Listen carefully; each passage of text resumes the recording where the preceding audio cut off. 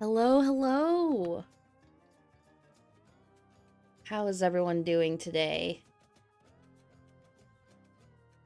I am back. I ended up skipping on Friday, and then I said I was going to try... Thanks, actually. I said I was going to try and stream on Saturday, and then I decided to take a nap instead, so... This is long overdue, I guess. So... Instead of starting a new drawing like I said I was going to last week on Monday, we're going to keep... we're going to keep... I'm trying to stop myself. We're going to keep trucking along with this drawing. I did keep my promises on, like, getting the background sketch fixed and stuff like that. And as you can see, we have some new stuff. I decided to remove the reference thing and replace it with the chat so you could see apparently my embarrassment with saying, and this one doesn't count actually, with saying when I'm trying to speak. And you get a little graphic there in the lower left-hand corner. So yeah, I guess if you don't know me, I am Sparkly Anarchy. I am an obsolete physics research unit. I was unsuccessfully decommissioned, so I remain alive. And with that being the case, I decided to follow my dreams of becoming an artist.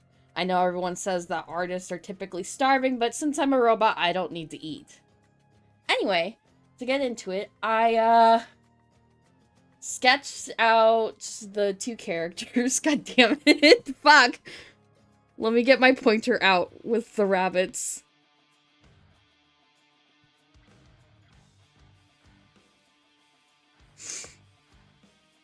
That counter is going to be so ridiculously high by the end of the stream that it's going to be so embarrassing. And what I'm going to do with that is I'm going to take an Excel document. I'm going to chart it out for the year. Or maybe month by month, depending on how spicy I'm feeling. And we're going to show, like, a chart, a bar chart or something. A chart of some sorts to show how pathetically bad I am at doing proper speech habits. And so you are bug testing my speech module to make sure that I knock that shit off.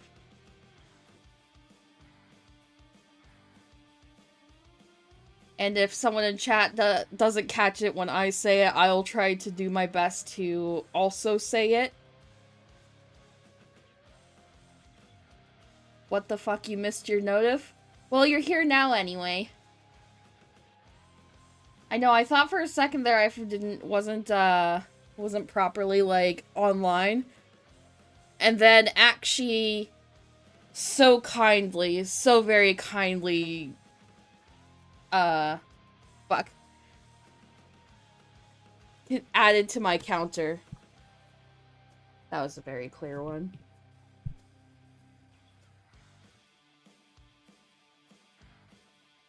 Thank you, actually, you beat me to it.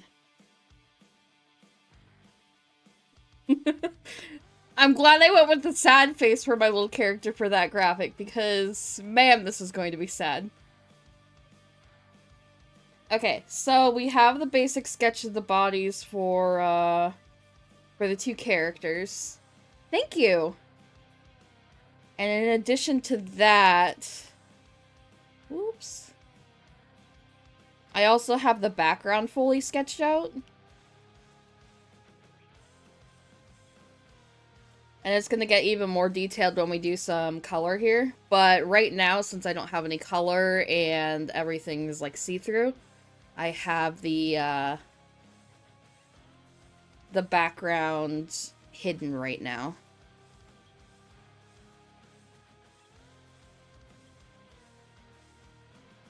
Funny, robot streaking. Well, I am just wearing my casing, so I suppose I'm always streaking on screen. But no, seriously, we're gonna get to it. And let me do one thing to see if this works.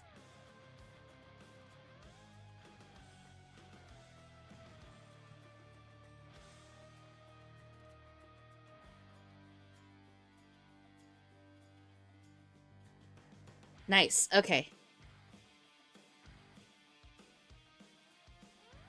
Fuck! We're already up to 5 and okay, that's just 1 a minute at this point. That's 1 a minute. That's not the worst. That's not the worst. It could be so much worse. I meant to import, like, the millions of... what's the word? Reference pictures I have for clothes onto this document. But I ran out of time, so I will probably do that during another break. But I do have a bunch of pictures to go off of based on the... You had to rewind the stream to double check, but it was a real, No! We're already to the point where we're just rewinding live during the stream. That is... insane. Also, how is the volume level of music for you guys? Fuck. It's a little loud for me, but that's also just for me, and I can control my volume separately. Yep. Yep, that was well earned. That was well earned. Well, it's a good thing I made my chat as big as I did, just so we can all see my shame. God, 6. God damn it. I used to be not a professional, but a competitive speech speaker. Music's good. Yeah, I like the music.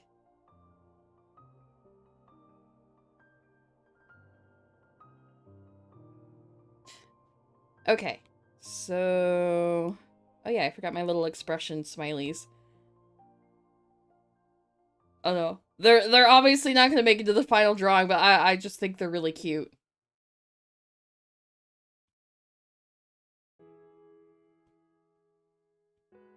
Okay.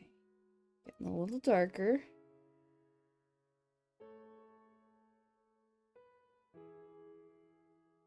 Does that count? Whatever you believe in your heart, Adam. Whatever you believe in your heart. This is my shame. At least, I haven't figured out if I should do a punishment or not for the amount of times I say it during a stream. We'll see how high I get. But I'm hoping the shame... You won't count that one then. Thank you. Thank you for being so merciful.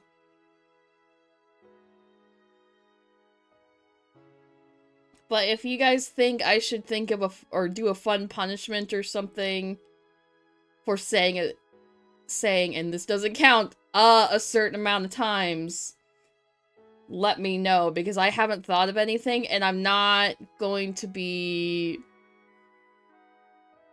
I guess, masochist. Sparkly said, 10 times the stream, making them tonight's big loser. Well, here's the thing. I guess you guys will have to be the other impractical jokers to tell me what my punishment is. It'll just be a surprise for me, I guess.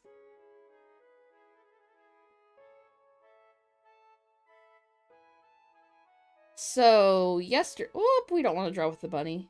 That's what happens if I try to draw with the bunny.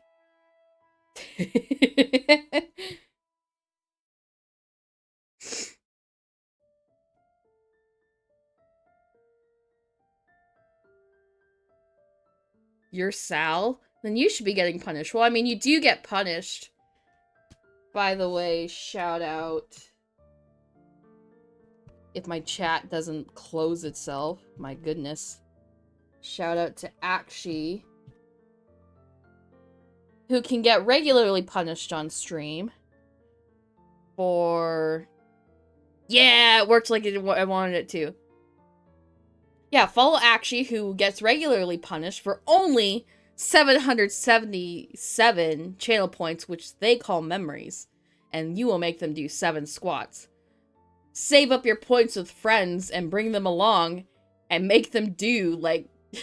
My goal is to one day make them do 100 squats in a row. That would be so funny. It would delight my little robot heart. And if we pull it off, actually, you'll probably kill me, especially if the push happens because of me. I am saving up for my points. My goal is to just, like, if they get partner and it's their first partner stream, just the entire time they're doing squats, because so many people have saved up.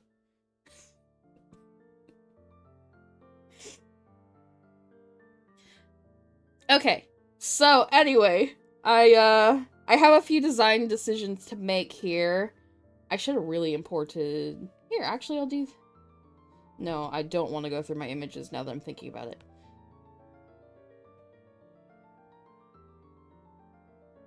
So there's a few decisions we want to make. As we see in the old drawing that Kara's hair is down in a ponytail. You dislike this idea, actually? No, I think this idea would be so funny. And honestly, it would probably be good for you because, like... Especially if you do, like, a discount for a partner.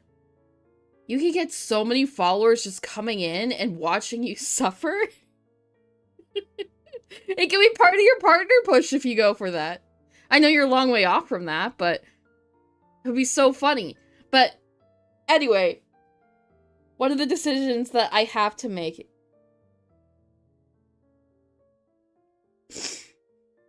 Sorry, I got the sniffles still. I thought it was good, but apparently not. One of the decisions I have to make is whether or not I want to keep her in a ponytail or put her hair down. If I want to keep his hair the same or change it. And then obviously we're going to be putting them in more wintry clothes since I am changing the season of this piece. So those are going to probably be, the first thing I'm going to probably be experimenting with is hair down versus hair in a ponytail. I mean, it's still a pretty, like, low ponytail, so I don't know if the impact's going to be too different. But what I do know is that they're going to both be wearing hats now. Because it's too cold. Gotta keep their heads warm.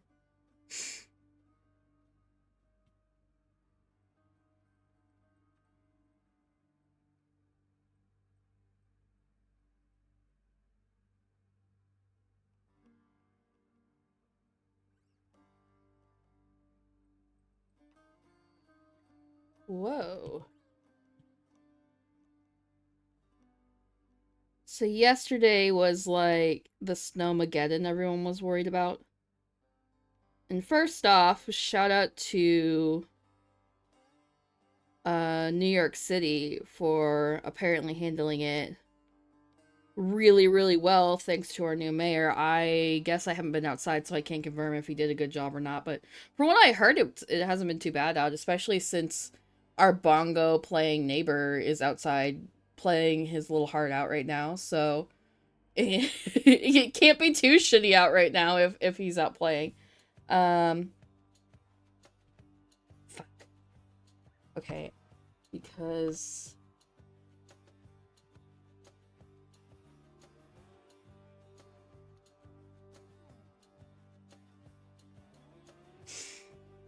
There you go, I even count it for myself.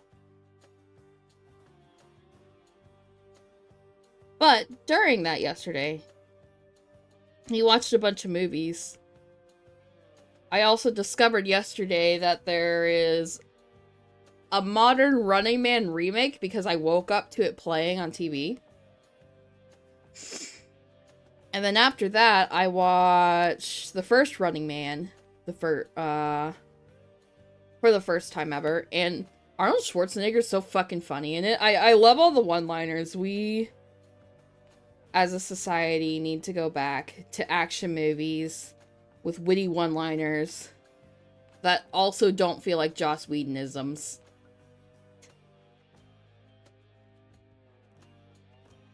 Because I will say, I only saw, like,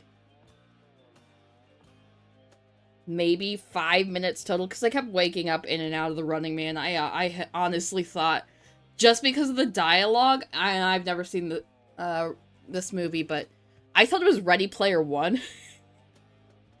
Because I heard it was like, it sounded like Joss Whedon wrote it just based on the dialogue and stuff. Fuck! So I was like, this is so fucking cringy. And then I woke up and it was not Ready Player One. It was... I can't... It's bad. I know I shouldn't be, like, basing a movie... This hair is not cooperating with me. I don't like how it's looking.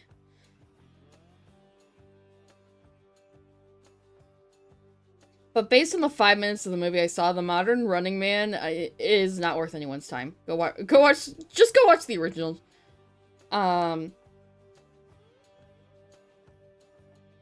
Anyway, so we were watching The Running Man, and actually was like, I don't like The Running Man. I hate The Running Man.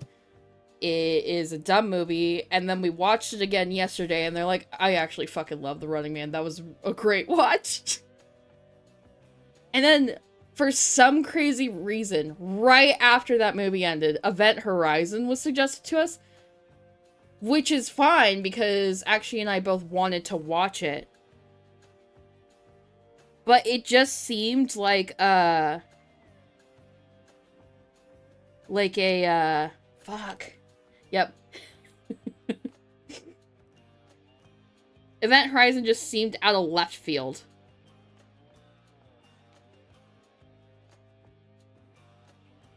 We're up to 10. Oh, that is off-center. Let me center that for us.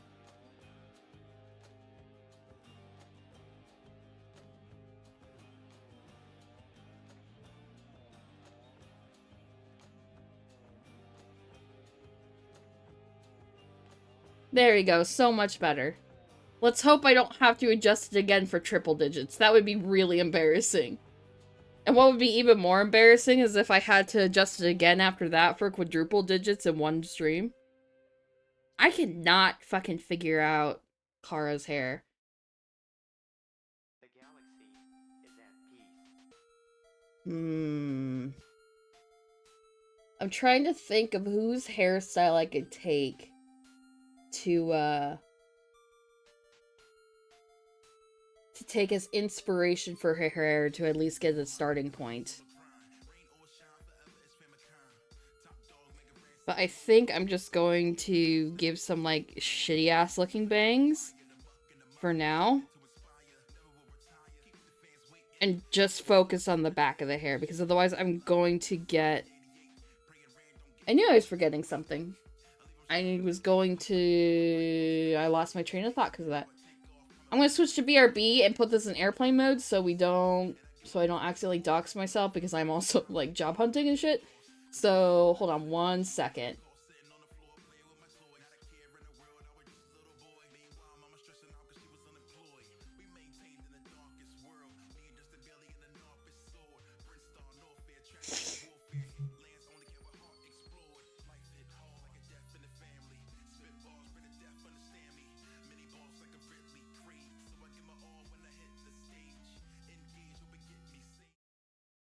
Whoops, wrong setup.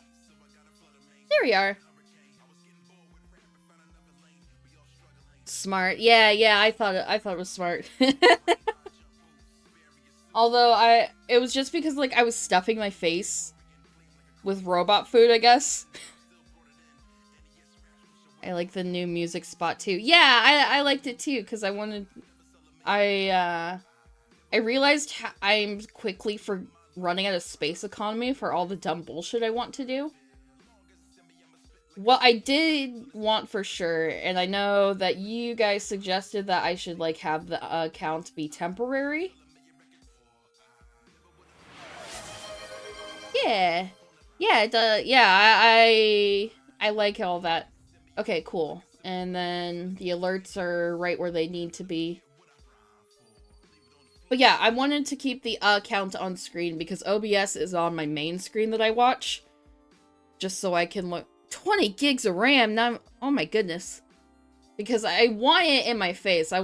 Because, like, if it's not in my face, I'm not going to get embarrassed about it. And then I'm not going to change. Which is... The reason why I'm doing it is because I want to get back to the point of being a good speaker.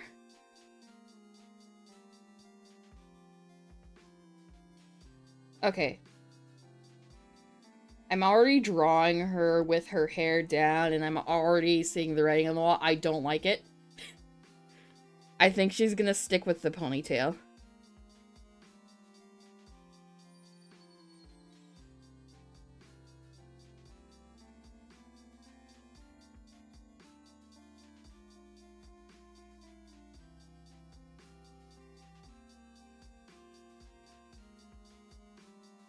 Yeah, okay, okay. That means it's gonna hang off a little bit because it's a loose ponytail. Where's that hairline?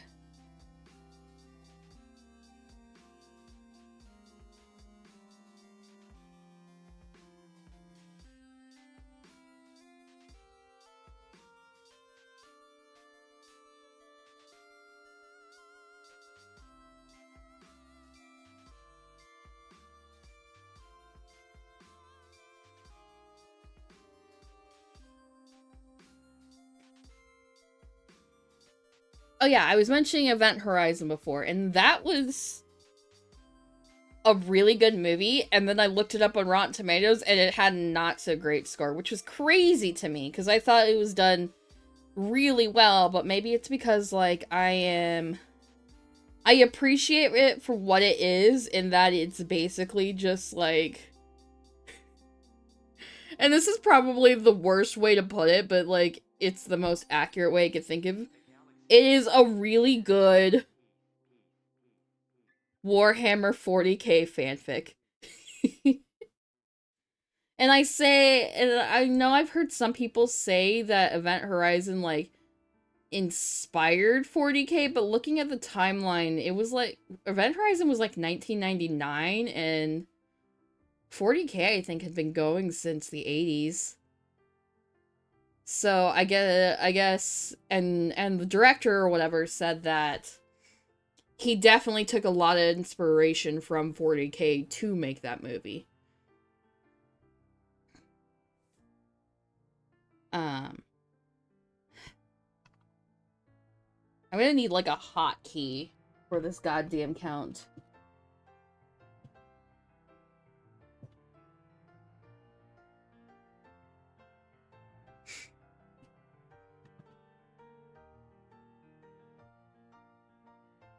But I like how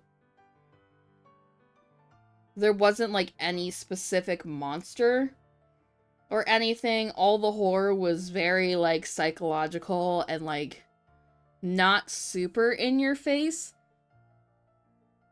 It kind of felt like, and maybe this is just because it was, like, clearly, like, sort of, British media and made from a studio across the pond. But it felt like a really fucking dark episode of Doctor Who. And maybe episodes of Doctor Who get that dark? I don't know. I only watched the 9th Doctor and, like, a couple episodes of the 10th Doctor until Rose left. It's not a pond, it's an ocean. Well, you know, it depends on your perspective in life, you know? Glass half full, glass half empty, across the pond, across the ocean. You know, it's the same thing. It's totally the same thing.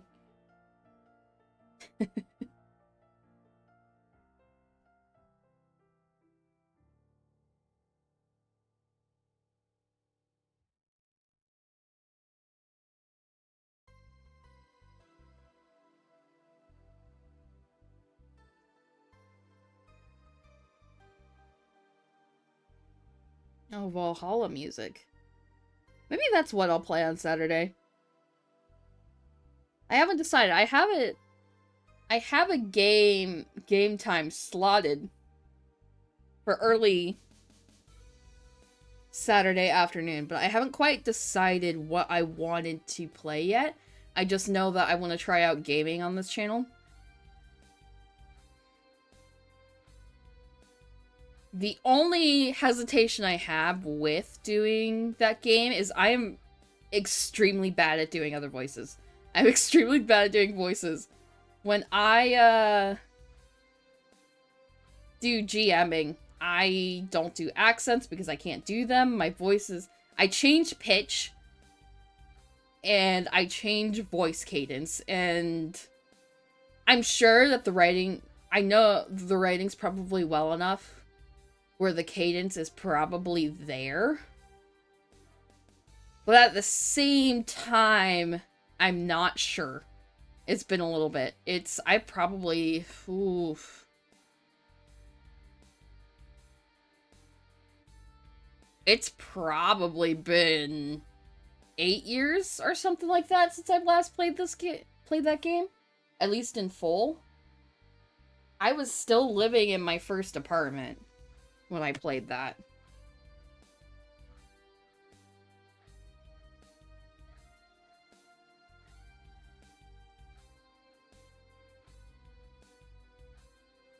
Thank you, Nightbot. Okay.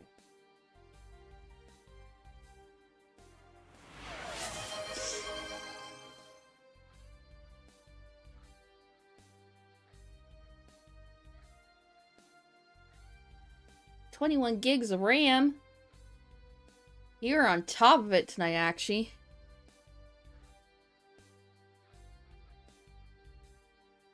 How the hell has it already been a half hour? I've gotten, like, nothing done. I guess I've just been doing a lot more yapping, though.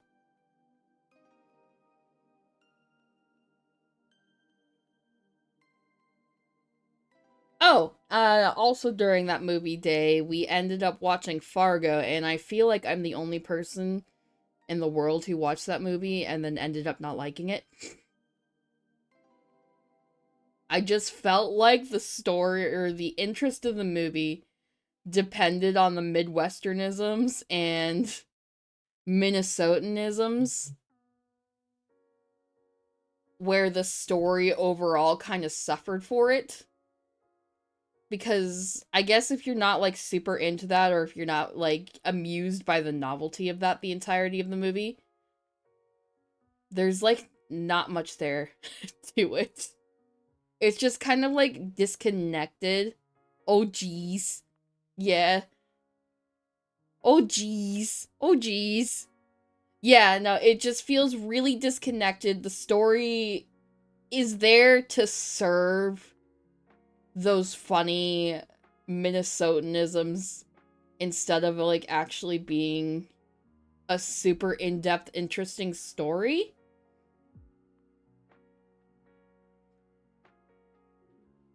With respect, I think you're entirely wrong. That's fine. You agree, Adam. That's fine. You guys can think I'm wrong. I just unfortunately did not like it. I admitted at the beginning of this speech that I think I'm the only person alive who, it's a very simple story about everything going wrong. I mean, yeah, if you just focus on Steve Buscemi's point of view, but, like, I feel like that whole awkward date scene with, what's his name? Mike Urey or whatever? No, if you focus on Jerry's POV. Well, that too. But here's the thing, like, everything with, Mike Yanagita. Okay, that's right, that's right. I knew it was a Y name. But if you add, like, the cop's point of view... Well, egg on my face. I apologize.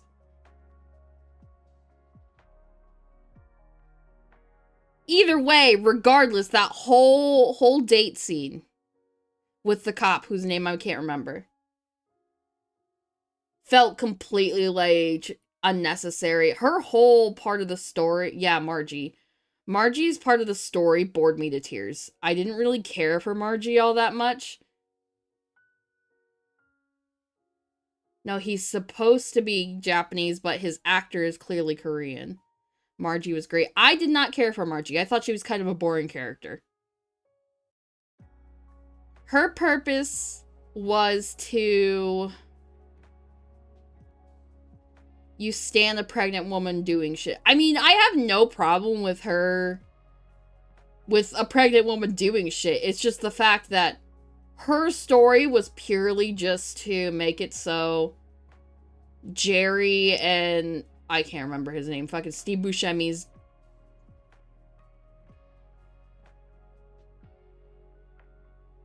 the date scene and then her finding out Mike lied was what shifted her worldview enough to go back to Jerry. I guess that's fair, but at the same time, like, her whole part of the story just felt like more like, haha, we're in Minnesota, rather than being interesting, because, like, every time, like, and her stretches just felt so fucking long in comparison to Steve Buscemi's and Jerry's points of view. Like, I mean, I was already a little sleepy when we started the movie, but I was, like, especially falling asleep during hers, because, like, it wasn't interesting. Like, even a little bit.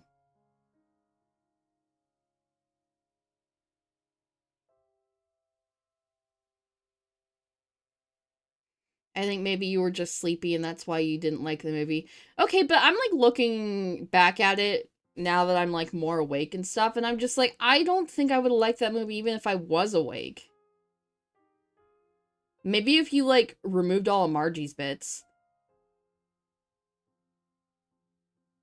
Between Fargo and There Will Be Blood, I'm completely unsure of what makes you like a movie or not. I mean, I don't know. There Will Be Blood, I got really bored during that too. But then who would solve the case? I don't know, then I guess maybe we rewrite Margie's stuff better because her shit was boring as fuck. It was like, yeah, I guess you point out there is some coherency to some of the stuff she was doing, but the main point wasn't for her. I didn't feel like they pulled off that her point was to solve the case. The point was for her was to show, haha, we're in Minnesota.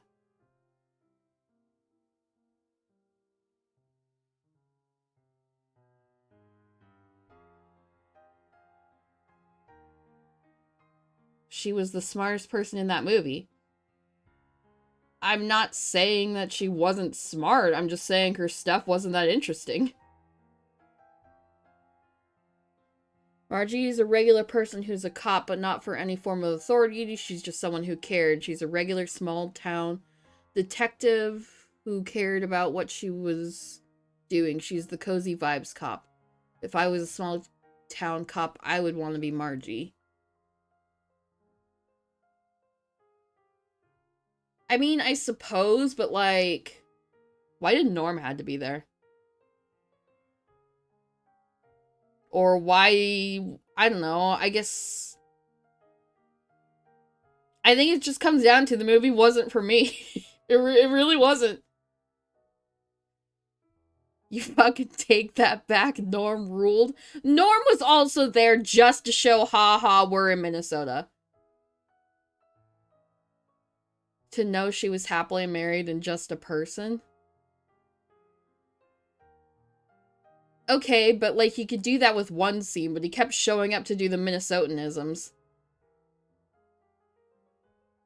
Norm was like the least Minnesotan person. I mean, yeah, but like, he was there to make Margie more Minnesotan.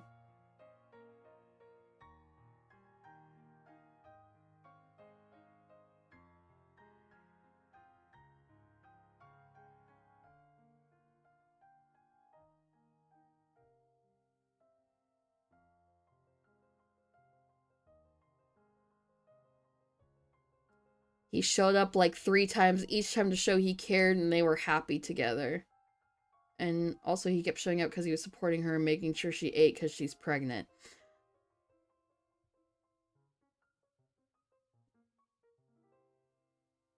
I mean, sure, yeah, it's not gonna make me like the movie anymore, though. It was boring. Especially when Mike hits on her and she just completely rebuffs him. Baby robots just don't like Fargo. Yeah, well, at least this robot doesn't. I don't want to speak for other robots. Everyone's welcome to their opinion. I'm not going to think you're like a bad person or anything just because you like a movie I don't. I just didn't get the appeal. I thought it was a boring movie.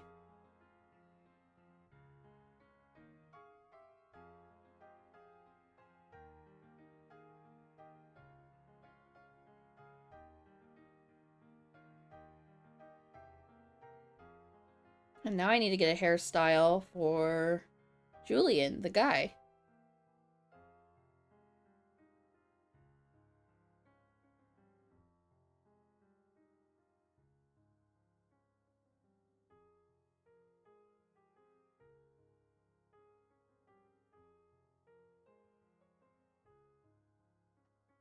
Here, actually, I'm gonna make my mod do it. Let me message them real fast, because that's gonna be faster than me getting what I want.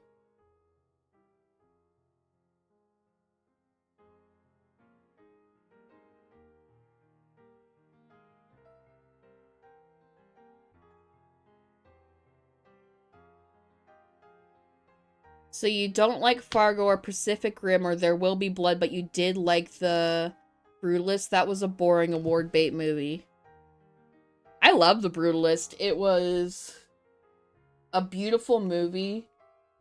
It covered a lot of heavy topics really well, in my opinion. It, did some things that I've never really seen in a movie, at least not one that popular anyway.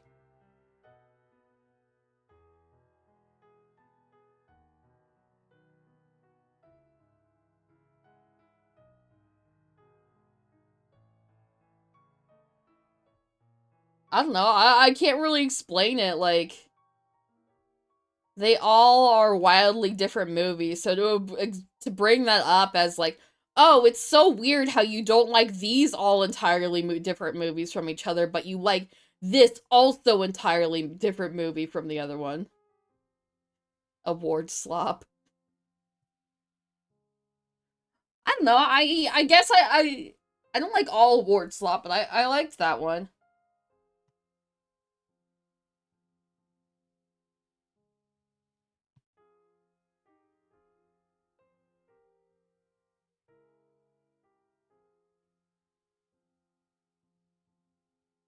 You like award slop?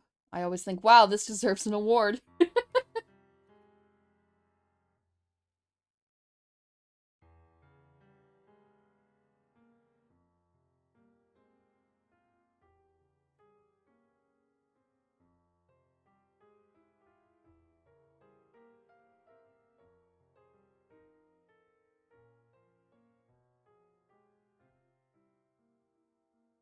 Okay, actually, I messaged you on Discord, by the way. I forgot to tag you.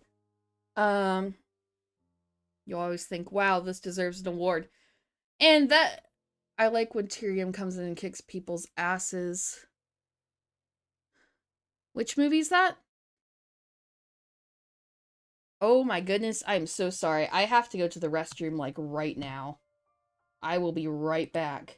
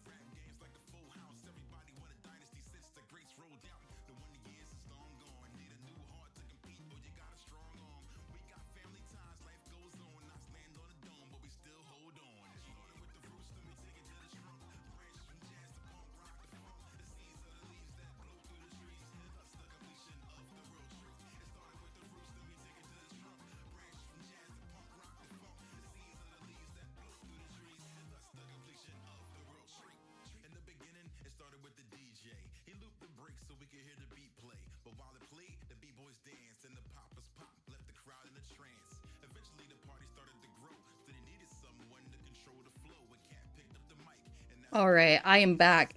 I am so sorry for the early break, but we should be good until the top of the next hour. Well, not the next hour, but the hour after that. You know what I mean. You guys are smart enough for that. And actually, thank you for the hydrate. I will hydrate right now.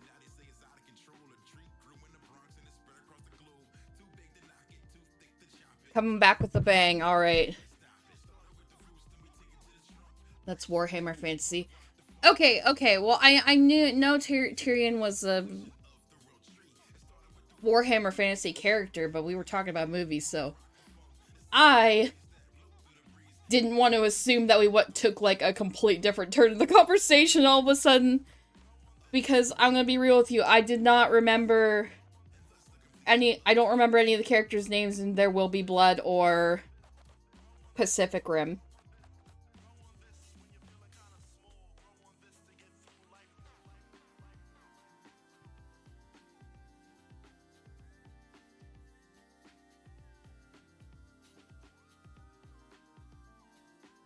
Thank you for calling my references reference slop.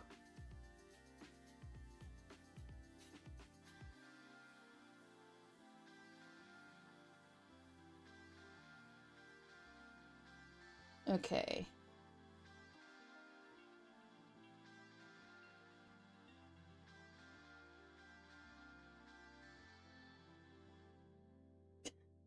You don't remember There Will Be Blood, man, protagonist of Pacific Rim? Ah, no. How could I forget? Damn, that was the one character I liked. Kojima.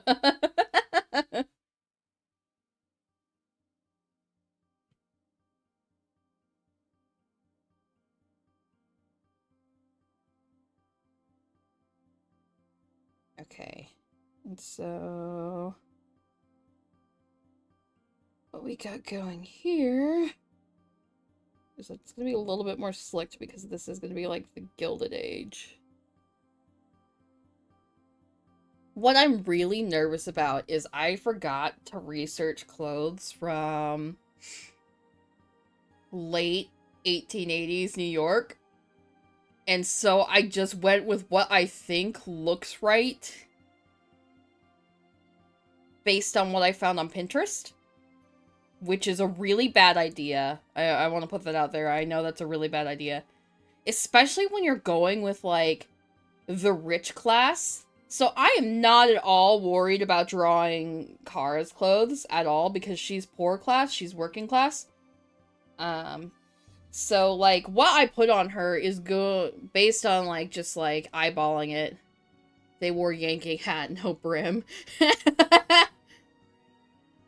People mostly just wore suits entirely indistinguishable from modern ones. Yes, but no, they were cut differently. They were cut a little looser. And, like, people who are really into those eras really know, like, the difference. Yes, that's fair. So yes, I do have suits, especially, like, winter stuff for him. And I saved a bunch of pictures, and they're all on my phone. I probably saved about 30 of them to design them. Loose cuts, large shoulders, suspenders. Well, suspenders aren't going to really show, especially not at Julian's angle being his side profile. Vests were really big from what I was seeing, too, especially if you're going into the winter clothes, because they wore a lot of layers to keep warm. But Kara's is going to be super easy, because it's just going to be, like, typical what you're looking for. You're going to see, like, that sort of, like, flat cap look. And suspenders, definitely. And maybe, like, those, like, classic gloves and stuff, because, like, she's a gunsmith who, like, does, like, the metalworking and stuff. So, like, she's going to have, like, the ratty looking clothing. I'm not worried about her. I'm not worried about her because, like, when you go to the working class, the stuff stays the same for longer because they can't keep up with the fashion. It's Julian who I'm worried about because he is the rich family kid, so he's going to be more up to date with the fashion. But I looked to a few movies in the era. I looked to a few movies from the era, well, not, like, made in the era, but about that era, who did the historical research for me. And this is also a bad shortcut. Don't do this. If you're gonna do this, like, fully for design purposes, like, do the hard work just so to make sure you're getting it right. But this is my own personal illustration. So I looked at the movies just to see, like, about what they're doing. And in that, I discovered that, David Tennant was in an Around the World in 80s Day. Oh my god. Around the World in 80 Days movie, which I didn't even know they made a movie, at least not that recently, so that's something to check out, probably. I suppose looking at the Robert Downey Jr. Sherlock movie wouldn't be a bad choice. Because, like, not only did I, like, need to look at, like, fashion from that era, I needed to just specifically look up winter fashion, which you'd think that would be, like, easy to find, considering that, like, it seems like all those movies take place around fucking Christmas time. But then when I was looking at, like, references, at least on Pinterest, because Google Images just kind of has sucked for, like, the last 10-15 years,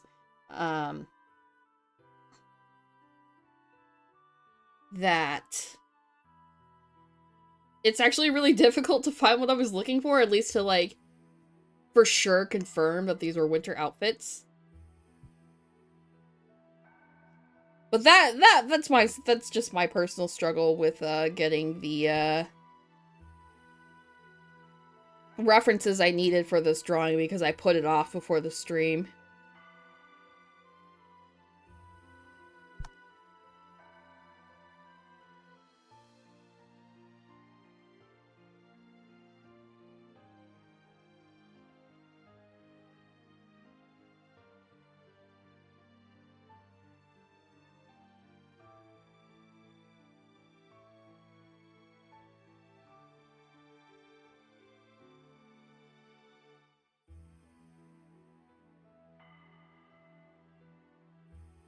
Okay.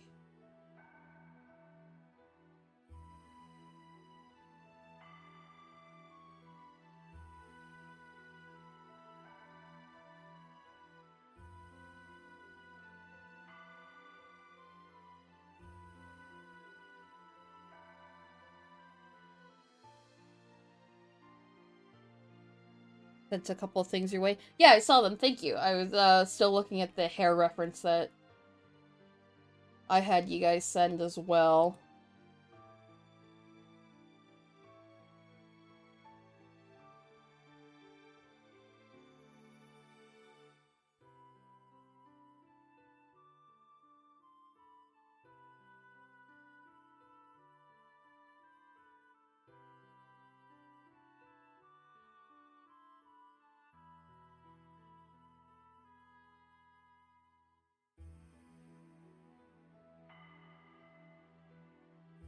Big long coats for winter. Yeah, that seemed to like go almost to the ankle or something like that. I also liked, and I couldn't confirm that this was like older than that or not, but I like the ones with like the little cape flaps built into it. Cause I don't know, it's just full of whimsy. I liked those a lot.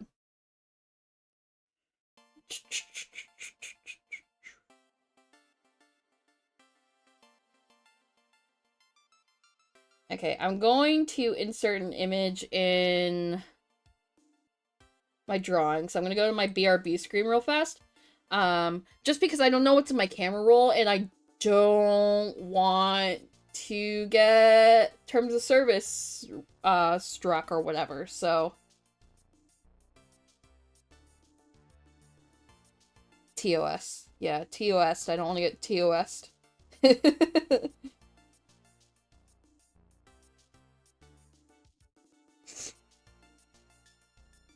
Because stuff that could get me in trouble, I try to typically just keep on my phone, but there's probably...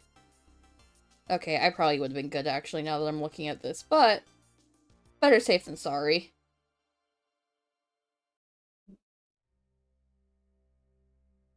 Oh, there it is.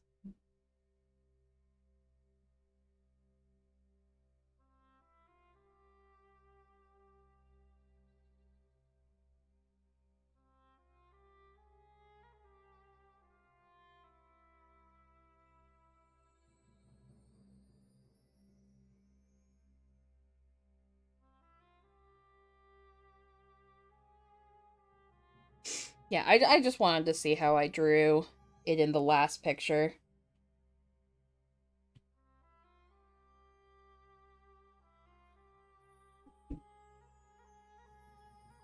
Here, this is probably a better place to put that.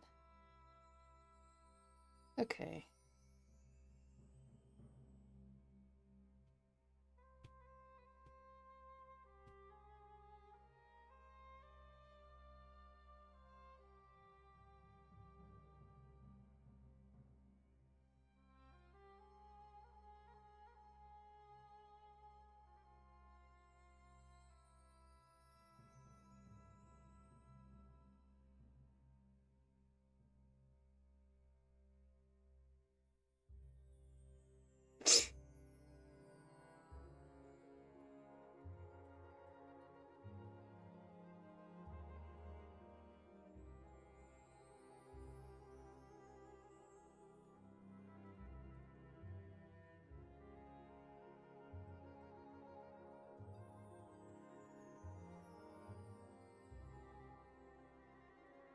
Adam, yeah, that last reference especially is really good. That's about kind of what,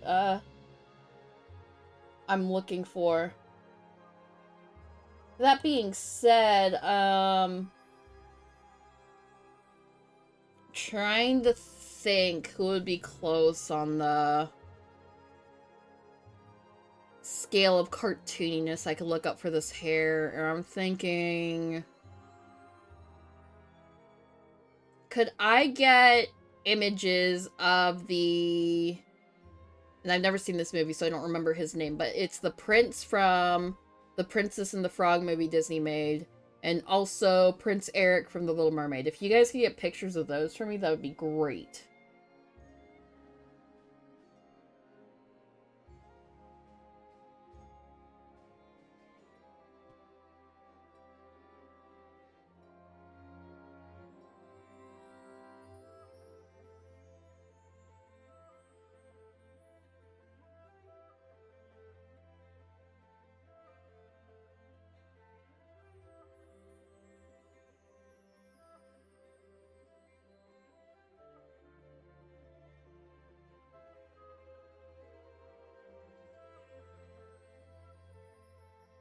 And if you could tell me the name of that prince, that would be great, because it is bothering me. I don't know his name.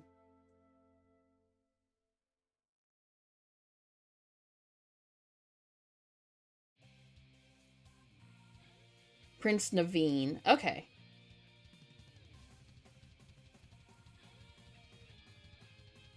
I still haven't seen that movie to this day, and... Well, okay, I've seen bits and pieces. I know... I've seen the Star song.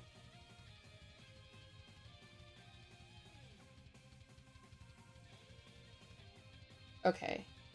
Yeah, that's perfect. Thank you. I just wanted to... Because I know they both in my head had about the same sort of, silhouette I wanted for the hair. At least in terms of, like, the bangs and stuff. Fuck! Honestly, I think we've missed a couple, so I'm just going to add a couple myself, too. Because I feel like 15's way too low.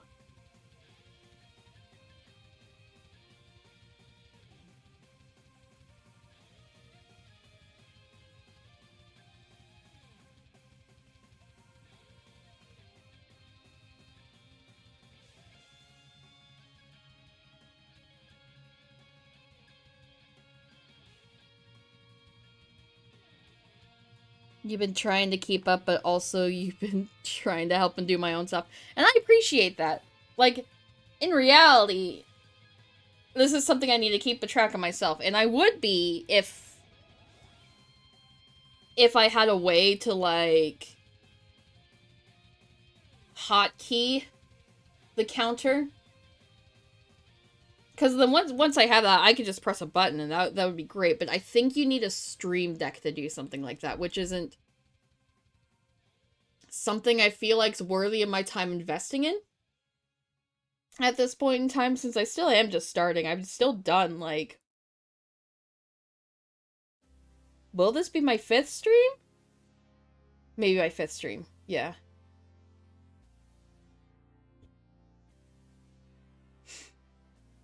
I'd also, if I were to go and get a Stream Deck, it would want to be... Stream Decks are for intensive bits. Yeah, that's what I'm saying. I wouldn't get it for one purpose. If I thought of multiple ways to use it,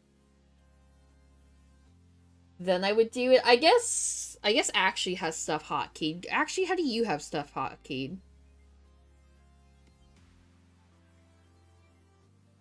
Because I know it is for OBS, and I'm sure there's some code I can do to, like, make that run.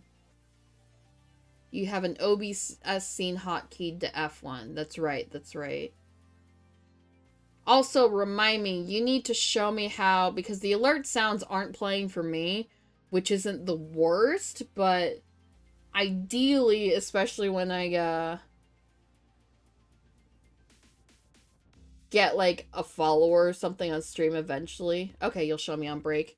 I would just like to hear it, because I would like to, make sure that everything is working.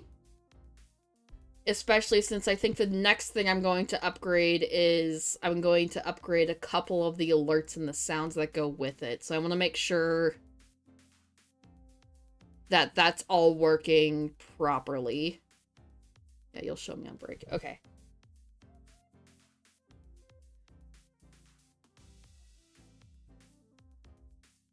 Okay. So Disney.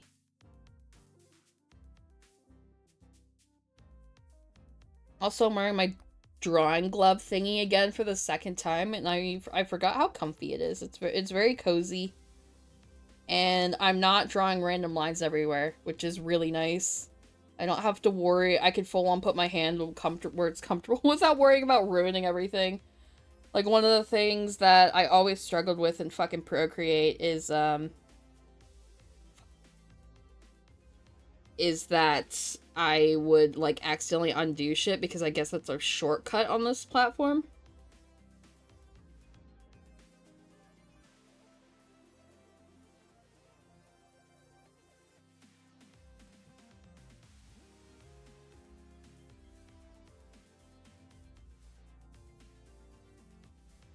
And then I would just, like, lose a bunch of progress, because then I would accidentally do, like, the littlest line, and it would be so fucking annoying.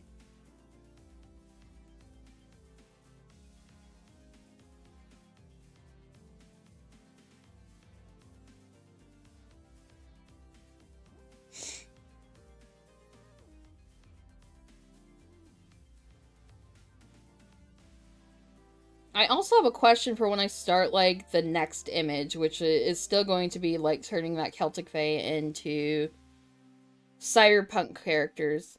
Should I do, like, just basically just, like, a character image, like, sort of, like, from a design aspect? Or should I be designing, like, full-on illustrations for these guys? What do you guys think?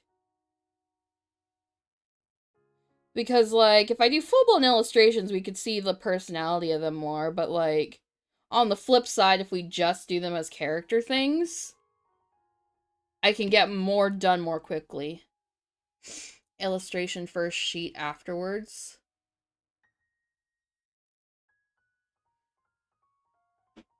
Really? You think so? I think it really depends on the process, or are you just talking about, like, for straining purposes? Because I wasn't planning on, like, necessarily making, like, full character sheets, so I guess when I was saying, like, not being an illustration, I meant, like, this is a full illustration, it's going to have, like, a background and everything like this, whereas, like, if we look at,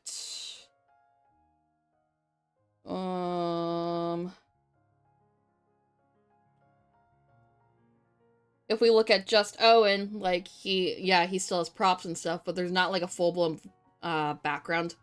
I wouldn't call this, like, an illustration. This is definitely just, like, a character drawing.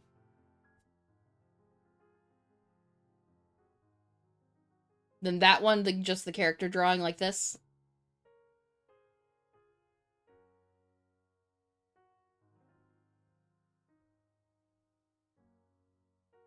Yeah, okay, okay.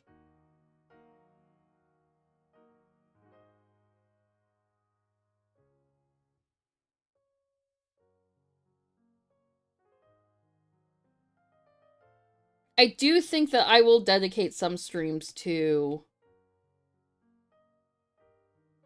practicing making environments in Cyberpunk. I just don't know how to go about that, simply because, like, while I'm getting, like, way better at doing environments and backgrounds, it's still a really new skill for myself.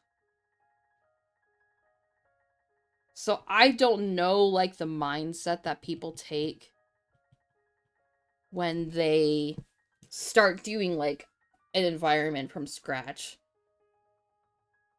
Because, like, it's a different approach, and maybe it is a similar approach, but from what I saw, it seems like a different approach than if I were to approach tackling designing a character, you know? But maybe if I decide to take, like, and think of the spaces that I would be designing as, like, their own characters with personalities, maybe I could do that differently. But I guess I just never really thought about spaces having personalities. But we'll see, we'll see.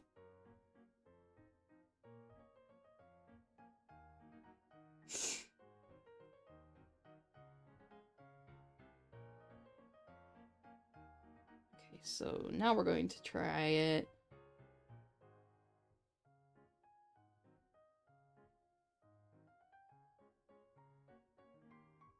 Yeah, that looks more.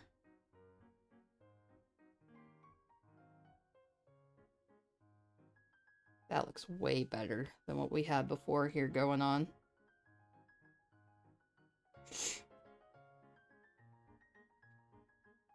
No, one of the things I thought about was turning Seagram into, like, a fully cyberpunk city. Just to see what I could do, but I never drew, like, environments for the original Seagram, so there's, like, nothing to compare it to, so, like, this would just be, like, a funny little project for me, and then I'll be like, ah, god damn it, now I gotta do the old version. But we'll see, we'll see. It's just one of those things where, like, I want to make sure I'm practicing everything possible to achieve the goals that I want to achieve.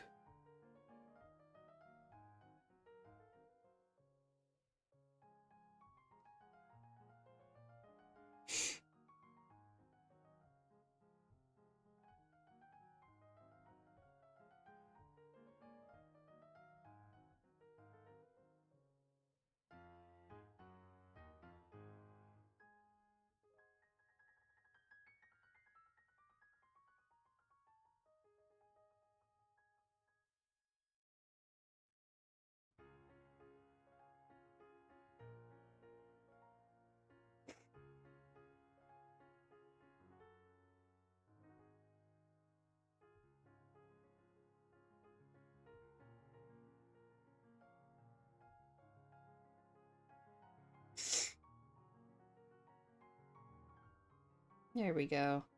Yeah, this is really friggin' messy, but that's okay. We'll clean it up. Just make it exist. We can make it look nice, we can make it look nice later.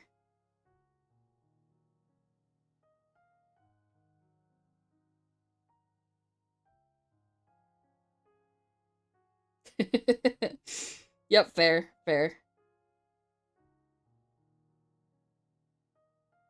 Yeah, and I think her hair, just make it a little longer.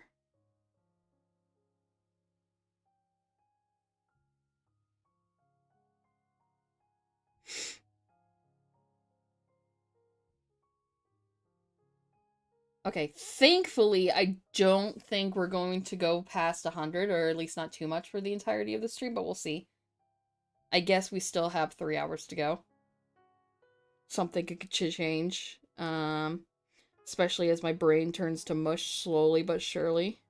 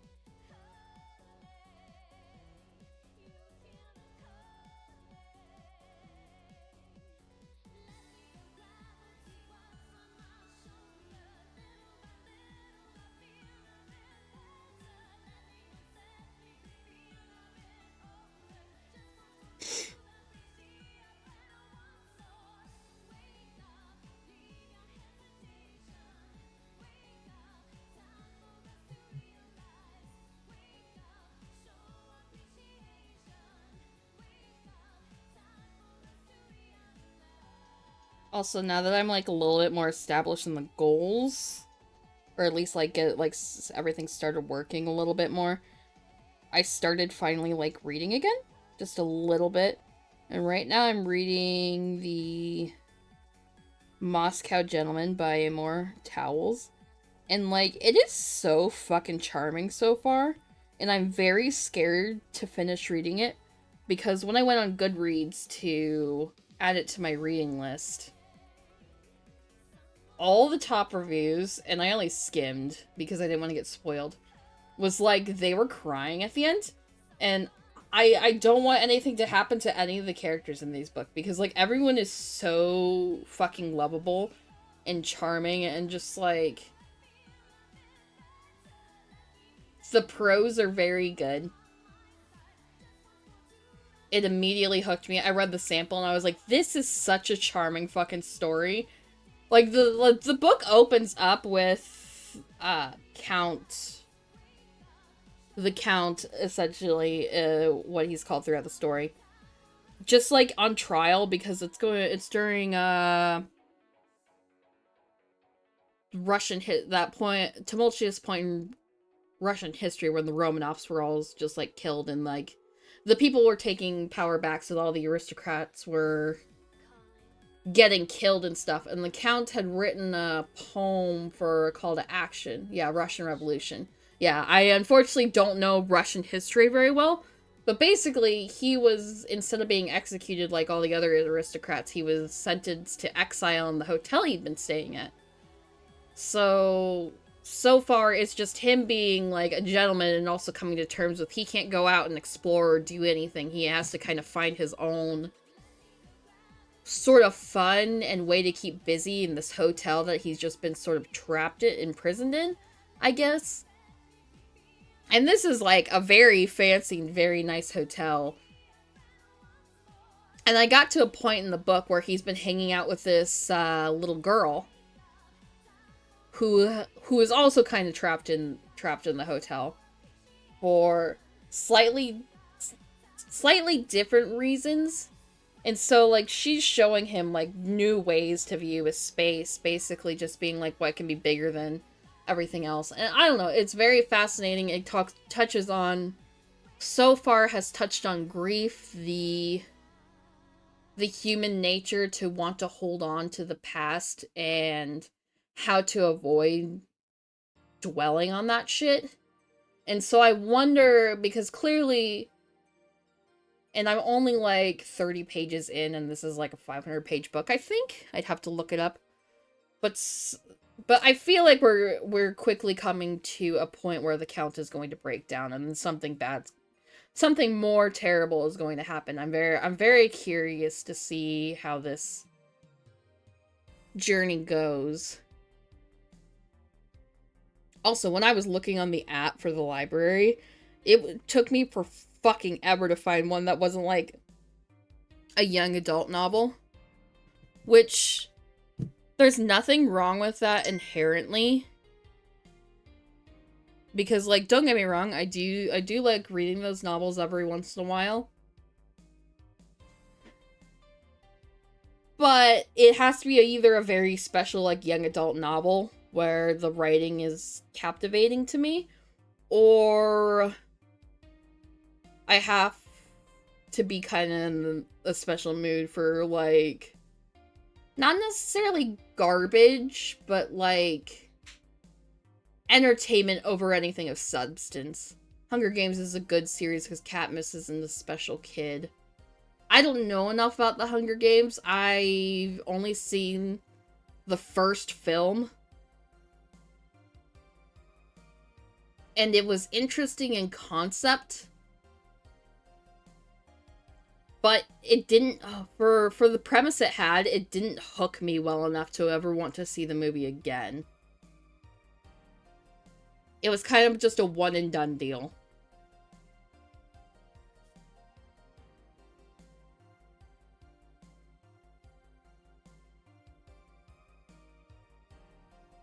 Well, yeah, because the movie blows chunks.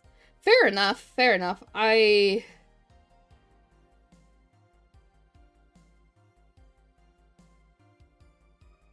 I like the shape of the new version better. But that's typically how it is with the books are genuinely good. I could see that, but at the same time, I guess maybe I'll read a book sample, but it feels like one of those things, because I'm checking out my books from the library. It feels like one of those books that's going to have to be on a wait list for me. And I'm trying to avoid that because I'm an impatient person. And sometimes if life gets busy, I want to be able to check out a book multiple times without guilt. Now, normally I'm going to hope to get the book done before my deadline is, but that's kind of where I'm at with that thought process.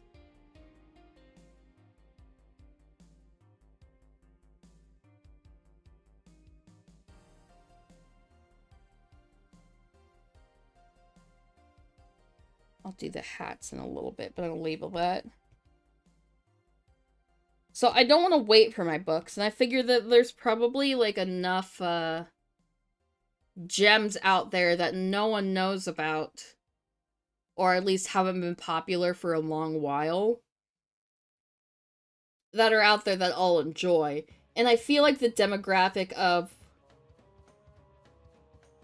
for lack of a better category to put it in, the adult level books, the books that are more targeted towards people my age, don't get as popular because they don't get as sensationalized. They're not on Book Talk or whatever the hell it is.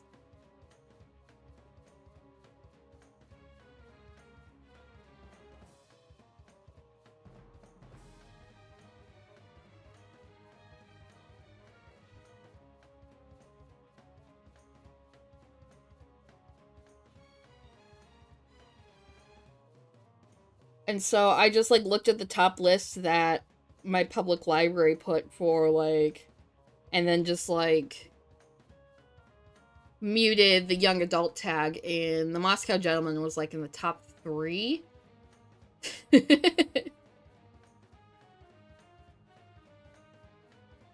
No, there was a couple before, but I read the samples and I was like, I don't like the prose. Because I noticed, I get very picky about that, because if it's not done to my liking, I will absolutely abandon a book, because I don't like how they write their words. Which is probably part of the reason why I'm so harsh on myself when it comes to writing myself, because I don't have And She Ran. Yeah, fuck that book. I don't even remember what the title of the book was, but literally, not even a sequel to a book, which I would have, like, given it grace for, because it's like, oh yeah, it's just a direct continuation. That's a little ha-ha funny clever. No, this was a standalone book in no series or whatever, and the first fucking word was and she ran, like, no context, like, I was supposed to know what happened before that, and just, like, I know there's probably, like, artistic reasons to want to do that, but fuck you, you, like, the preceding sentences after that, like, they did not merit, or they did not make up for this writing decision, so, like, fuck whoever that was, and fuck that book. Don't read Cormac McCarthy. Who's Cormac McCarthy? What did he write?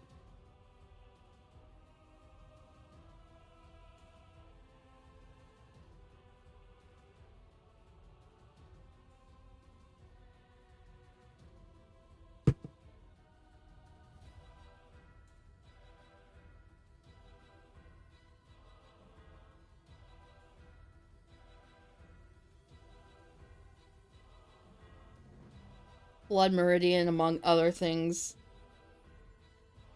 Okay, I've heard the name Blood Meridian, but I've never, like... I don't know what it's about, or anything like that. But clearly not something that I should look into if you're immediately like, don't look into him.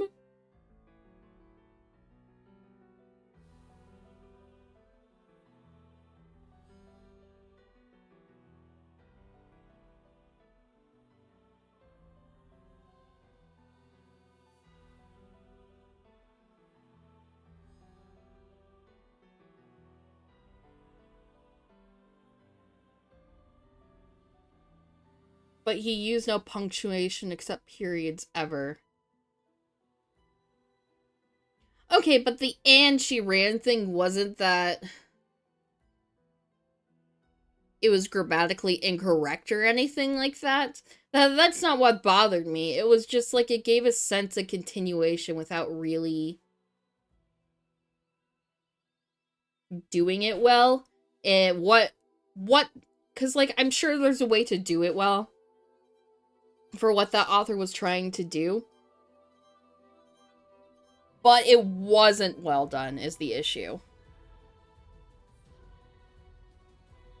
Because I'm fine with authors, well, I guess they could be artists too in their own regards. I'm fine with them like experimenting and pushing the bounds of what we know about like the rules of grammar and language and stuff like that. That's what makes that can make for like a fascinating writing piece. It's just that you have to make sure that you are breaking the rules in a way that feels, I don't want to say natural, that fulfills your purpose. He just didn't see a use for anything other than the period. Fair enough. I can't necessarily judge his writing without reading it. What an asshole.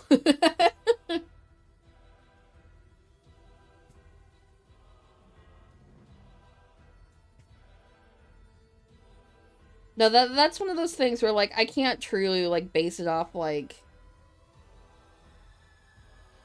grammar necessarily.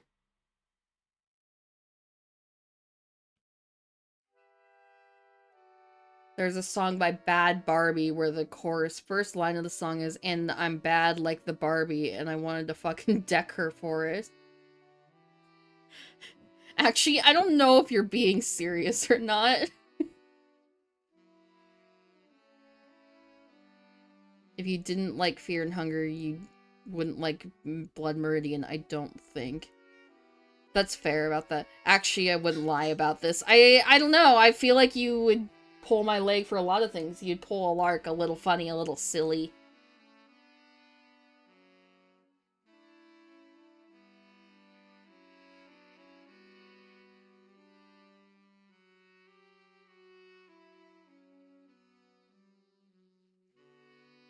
No, this song exists and she made it for the Barbie movie.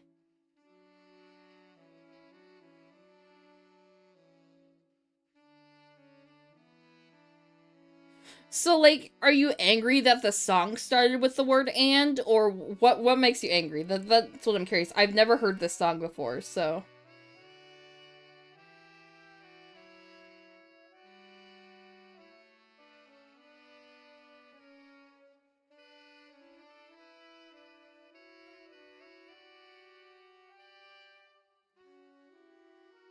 No, this song exists and she made it for the Barbie movie. It's her modern girl boss version of Barbie Girl. The song's starting with it, and the chorus starting with it.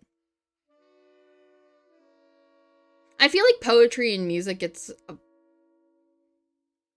more leeway when it comes to starting with "and". I think there's a lower bar to meet for if you're going to start something with "and" with that. I don't know. I guess that's just my own vibes based check on, like, my own enjoyment and stuff.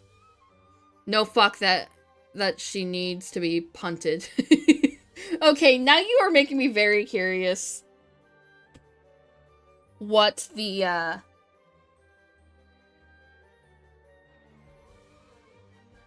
what this song is all about. So I guess we're going to have to just not be too funny because I'm going to pull this up. It's called Bad Barbie.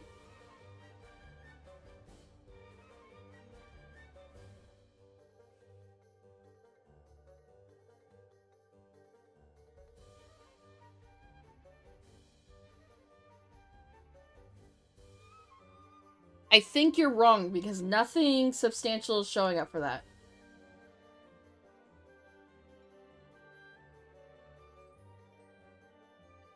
It's Nicki Minaj and Ice Spice. Oh. Well, it's called Barbie World.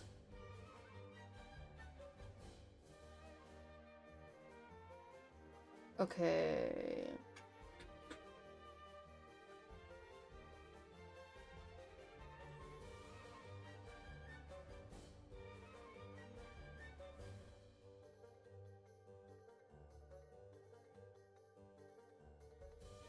Okay, and the next 20 seconds is gonna start playing.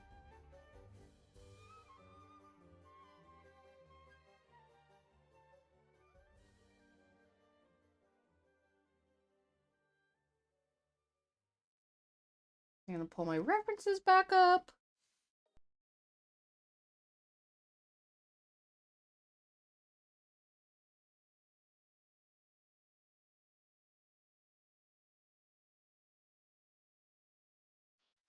Here, let me turn it up.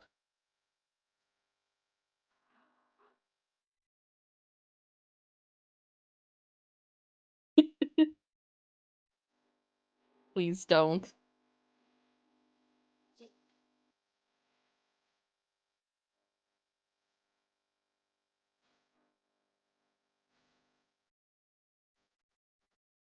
Rest in peace, VOD. Oh, that's right. Let me. It'll give me the option to mute it.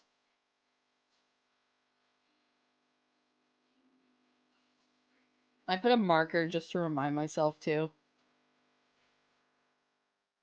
It is not that bad. You also hate Ice Spice, but that's a lot more petty.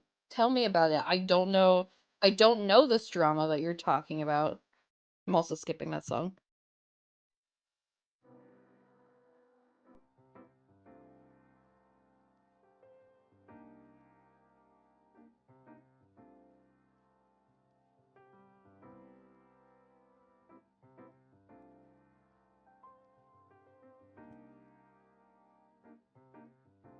She's not done anything particularly wrong, she just has an uncanny stare that unnerves me. What the hell does she look like? I'm gonna need you to show me what that looks like right now.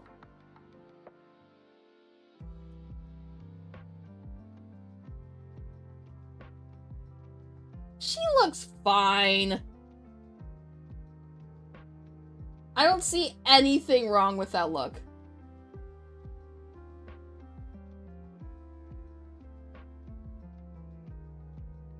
That's like... You just hate someone for having a face.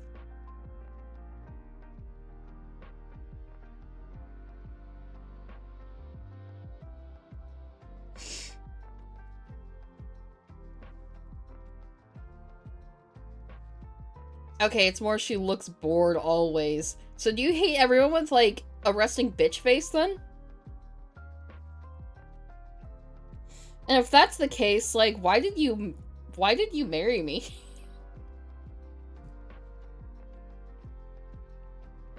Because I have the resting bitch face. Oh, yeah, sorry, let me turn the music down, I forgot.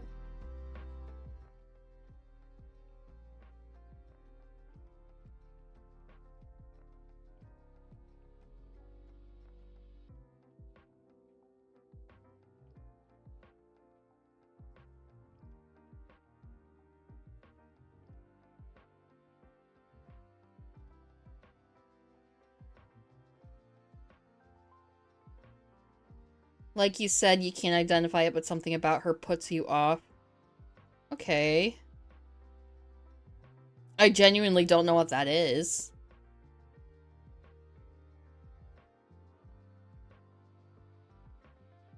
I think it's because she'll do moves that try to look sexy but just looks bored, and it just makes me feel weird and gross, like she doesn't want to be sexy but she's doing it for my amusement. That's fair. Could it also be because she is younger than us? Most likely. She looks young.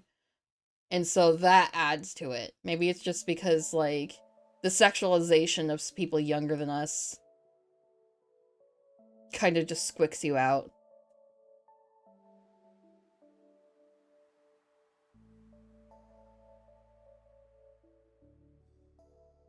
Because I know that's a problem with me for a lot of things. Like, I know in Nier Automata, Nines and 2B is, like, the popular ship. And I can't stand it because Nines looks like he's fucking 14 to me. Okay, actually, she's only 26, so, like, that's 2 years younger than me. That's fair, that's fair. That's 4 years younger than me, so that weirds me out, but only because, like, 9s or 9S.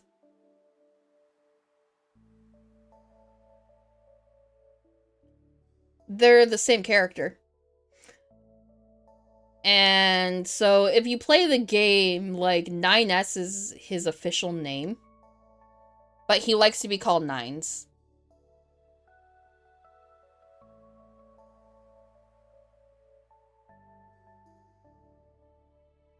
That's dumb. I mean, it's just a nickname he likes. It's gonna just... And it kind of fits in with, like, the exploration that game does of what it means to be human. Considering that they're all, androids. He's like, call me York. Throw him in the trash computer. Okay.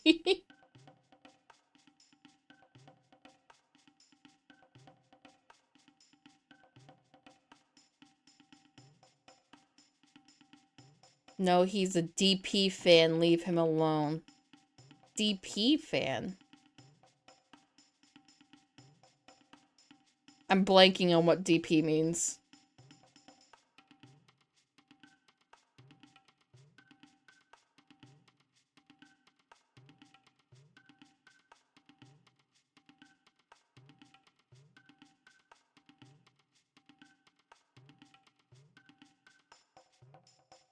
Deadly premonition. Okay.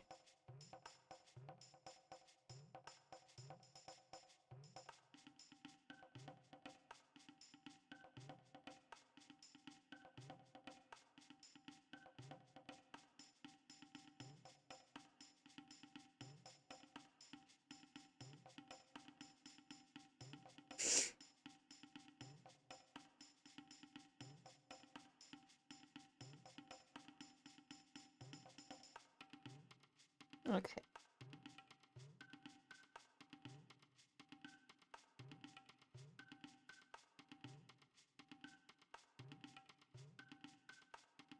So that's her work shirt. Now, what would the coat kind of look like? Because that's what the important part is.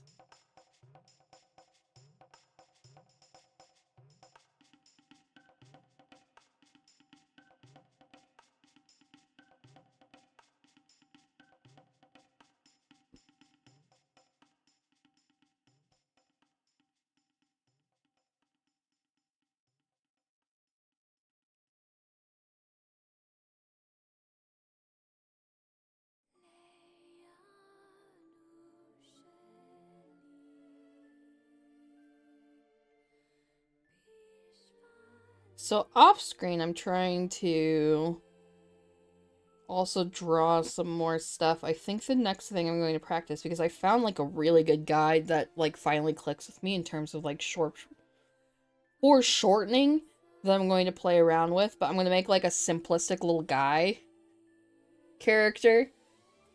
Maybe actually I could use my PNG tuber model, do some more art of it to practice all the foreshortening stuff, just so I can get a feel for it. I am made of like a bunch of basic shapes and stuff that would be easy to see with these guide markers that I looked at that click with me. Just to practice for when I like start doing organic shapes.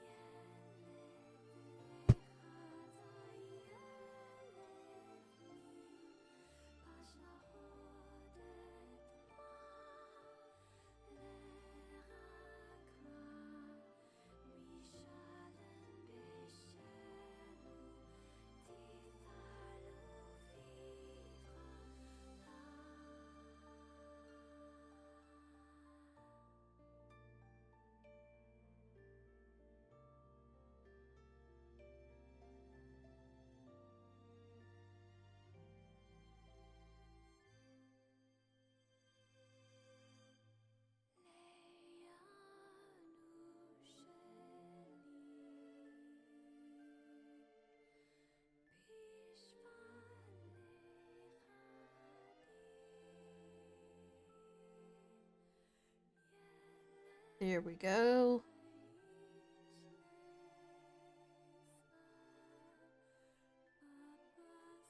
You can't get me with the counter if I just simply stop speaking. No, that's terrible. That's terrible content for a stream.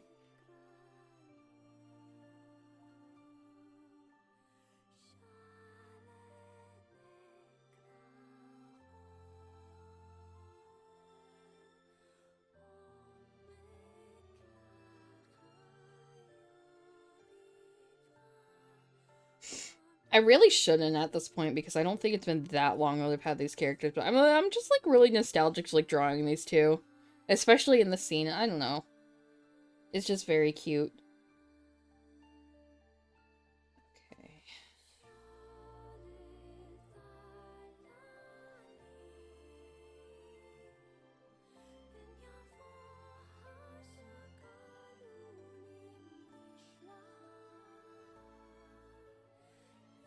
I guess I was just thinking about, like, their life stories and stuff, and just, like, being like, man, I made those decisions, and just because, like, I've been writing, like, the same variation of the story, like, over the years, and, like, sharing it with no one until, like, well, I started running the campaign and stuff. It just feels like they've been with me for years and years, and I just care about these characters a lot. But that's with any OC I make, like...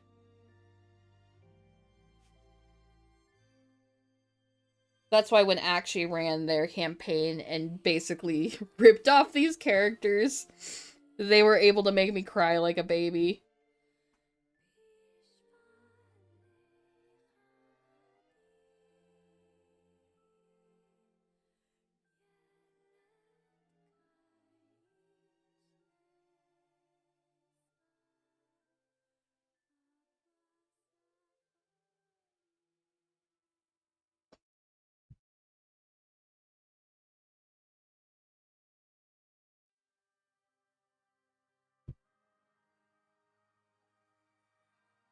And then the pants probably would be, like, up there, so that means we're just doing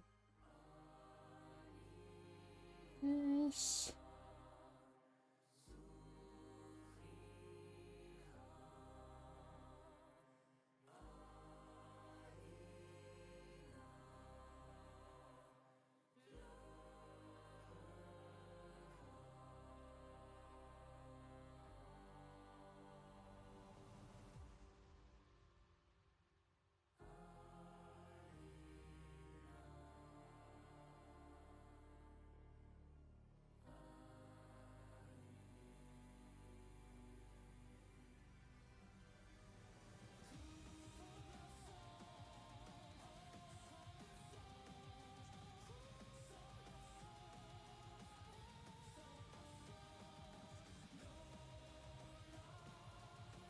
There we go.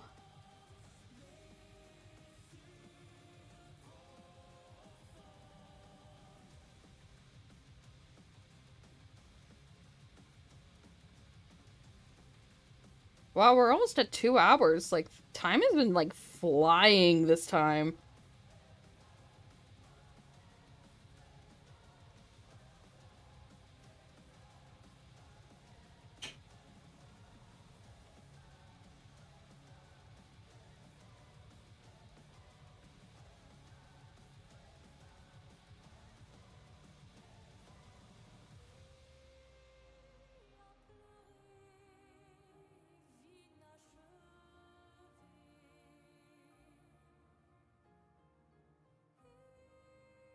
Okay.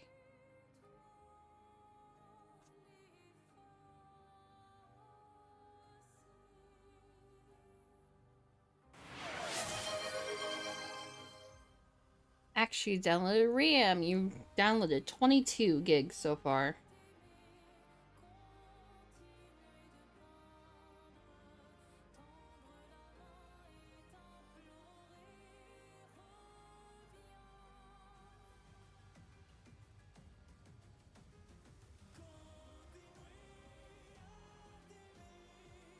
Hearing this music as a live performance during the Game Awards was so disappointing. Because, like, the singers did not have any power behind their voice, in my opinion. I felt like they could have pushed so much harder. But I also understand, like, nerves and shit.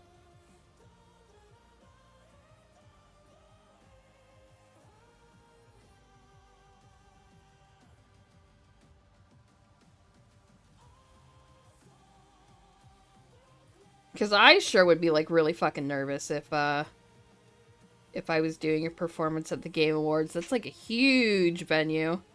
Especially if, like, you weren't used to doing that. They also weren't the real singers. I thought the lady was. I know the guy wasn't. Are you sure about that? Because I thought I confirmed that it was the same woman. I could be wrong, but, like... Regardless, that makes it even less excusable, because if they did handpick their own singers for that, orchestra, then they chose poorly, in my opinion.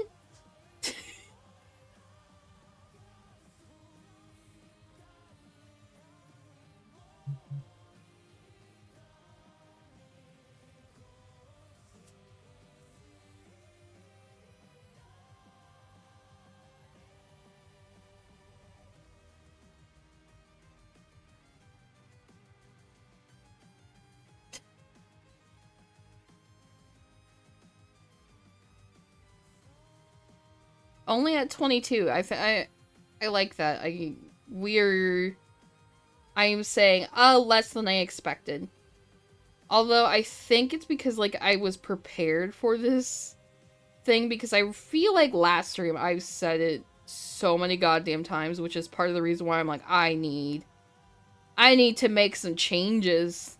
Otherwise people are gonna get annoyed with watching me.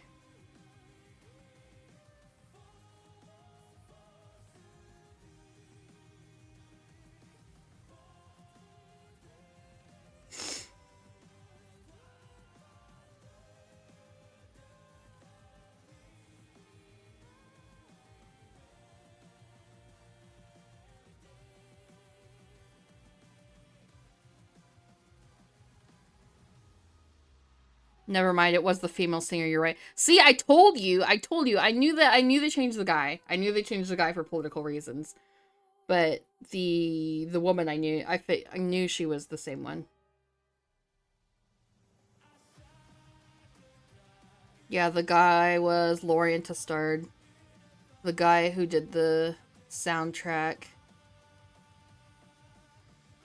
Okay, that would make sense because, like, he was kind of an indie guy in terms of, like, writing music, right? Like, I think that's what you told me. I haven't looked into it necessarily myself, so I could definitely see, like, suddenly, like, you were hired for this little game, you don't know if it's gonna go anywhere, and suddenly you're at the fucking Game Awards, like, performing the big song for the game. Like, I don't know. I would find that terrifying, especially if I was just, like, normally recluse. And then suddenly the singer that I originally had do this for me is just, like, a piece of shit, so I have to go and step in myself.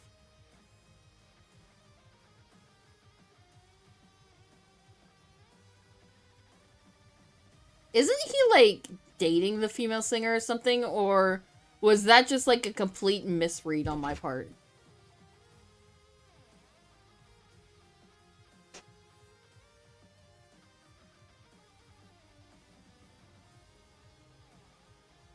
You don't know. Well, geez, actually, you're supposed to be my encyclopedia for all things Clair Obscur. I do need to go back and play it, since they added Verso's drafts. Actually, you played a little bit. It would... Sorry, you're gonna be lurking. You don't know if you'll respond right away. Okay, that's fine. That's fine.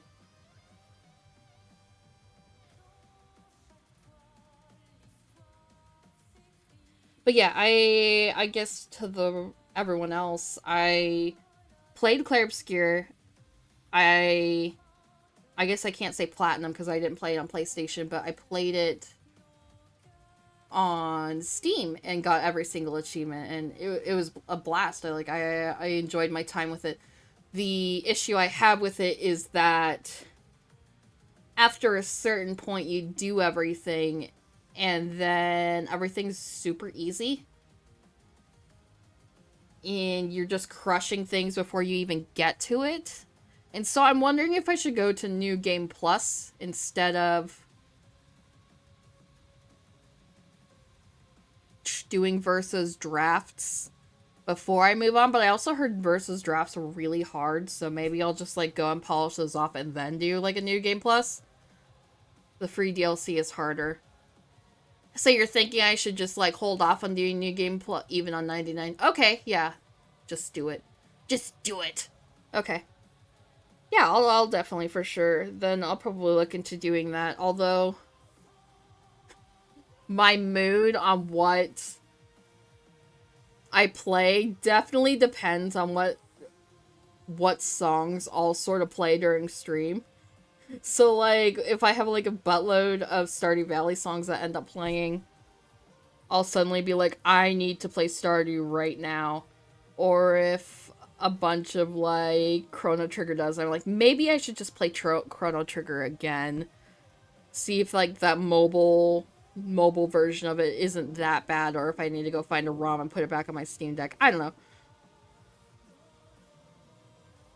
But I guess that just comes from me not having an idea of what I should want to play lately.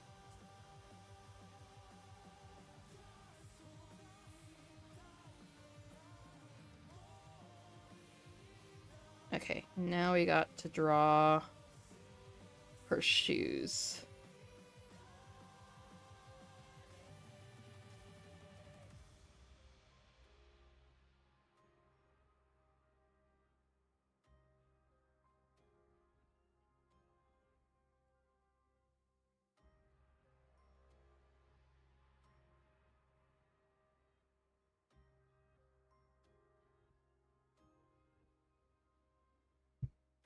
And they're just gonna be basic shoes for her.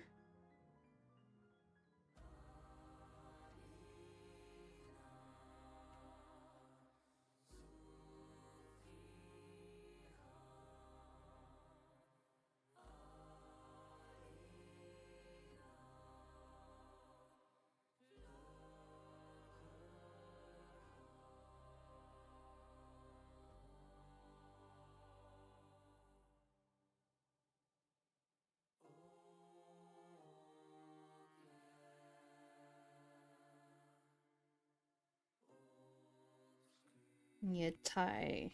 Here's the shoe ties. Here we are.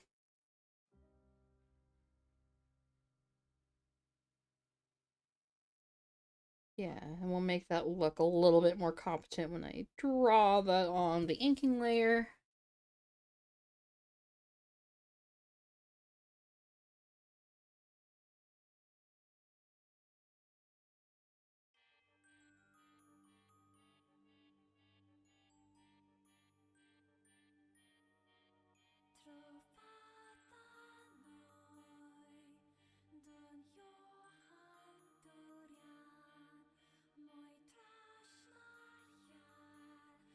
There we go.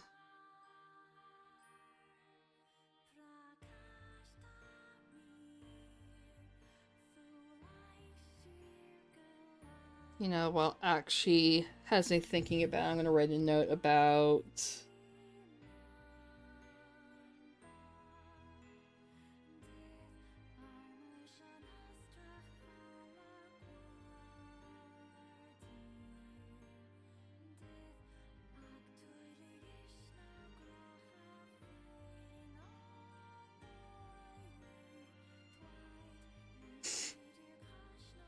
I haven't decided what I will make either of those look like, but now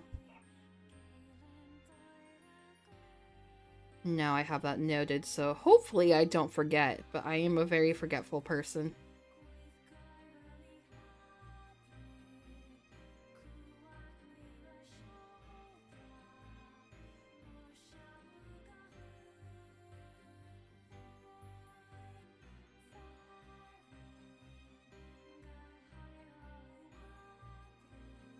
So drawing on stream is a trip because, like, I don't normally turn the characters and stuff inside the program. I'm usually turning my iPad physically, but with my desk setup, I can't really do that.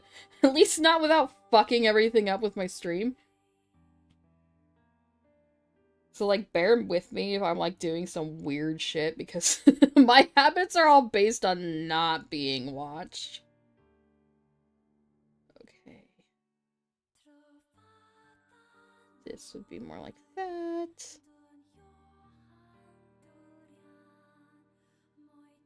That is not what shoelaces look like.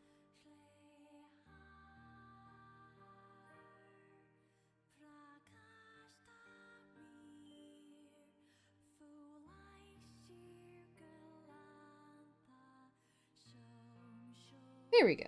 That's a little better. Gonna make that darker so I can see the shoelaces.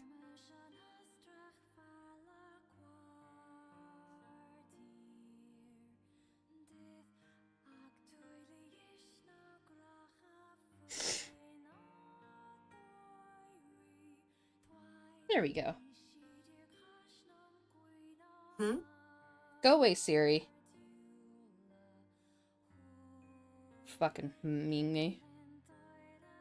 Okay. Julian's hair is looking a little funky, so we're gonna take some time to make it look a little bit better. Yeah, I think just heightening it is what needs to happen here. Yeah. Okay. Perfect. That looks a lot better. Ish. Eh.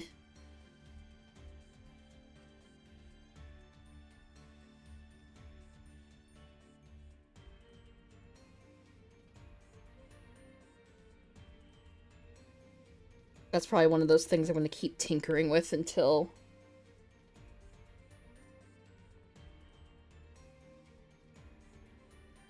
probably the end, and then not be like happy with it just simply because I'm very bad at profiles.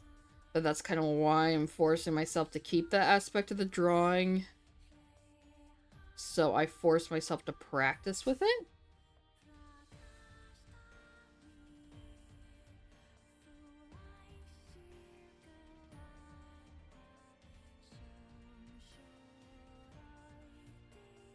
Yeah, I think the shape is like that and that. And we'll fix the shapes again when I do like the inking and stuff, because I'm confident enough in my ability to make shit look like hair enough.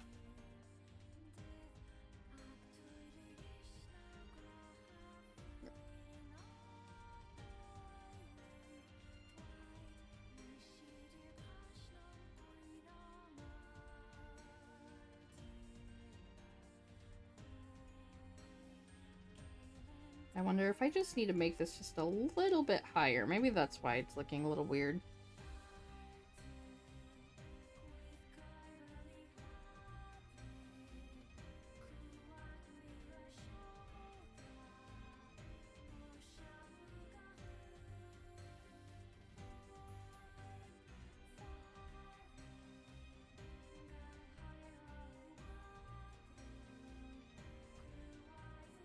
Okay, now Julian's gonna have like a full-on jacket.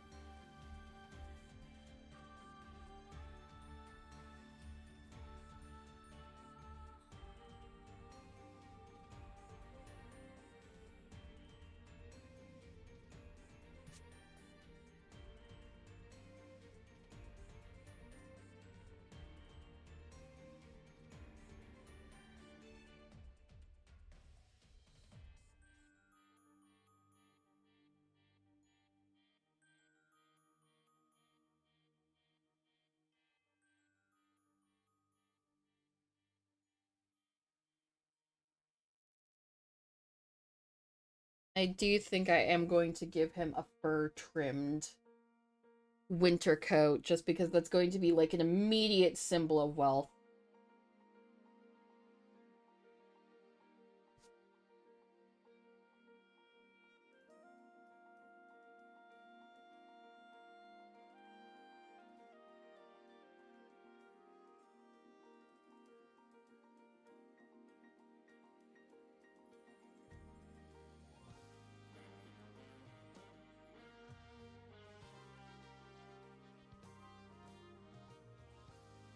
And he's still going to have that collar.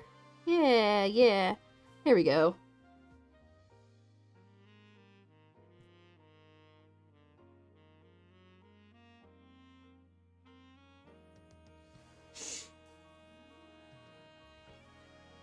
See, it's funny, I was so worried about Julian's outfit simply because, like, his is going to be so much more simplistic because his coat's going to be closed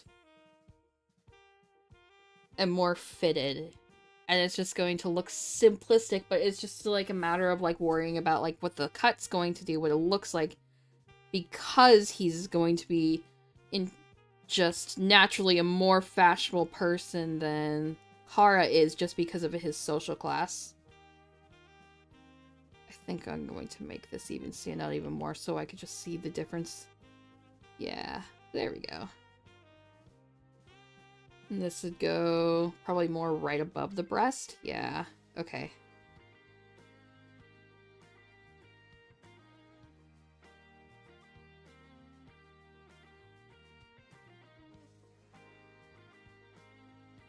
Don't forget to take a break. Oh, thank you for the reminder. Yeah, it is the top of the hour. I'm going to take a little bit of a break just to do some stretches, get some water, take a little bit of a bathroom break.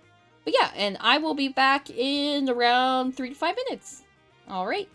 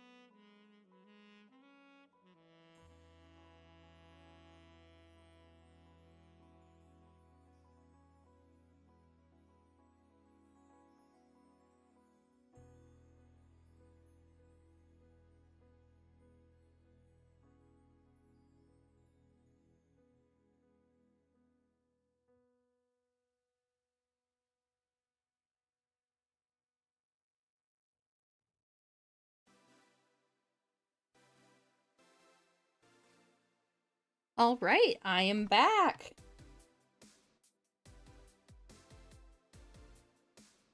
There we got it.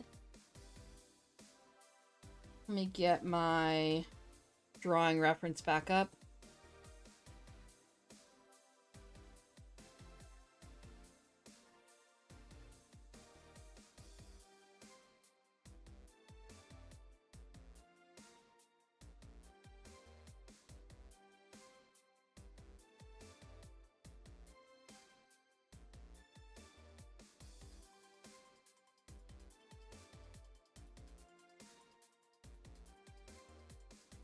Okay, some of them actually do go below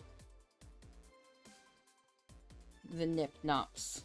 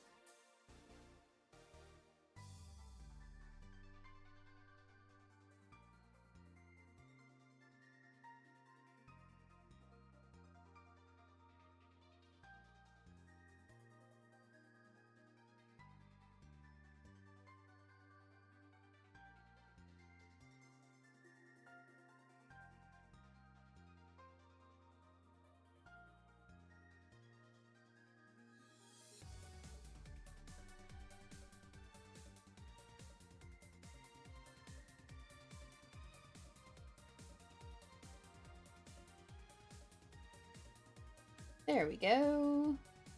And I didn't sneeze on stream. I caught it. I caught myself. Okay, based on this reference image that Adam had sent me, it doesn't look like the coats from this era had cuffs. At least not the men's coats.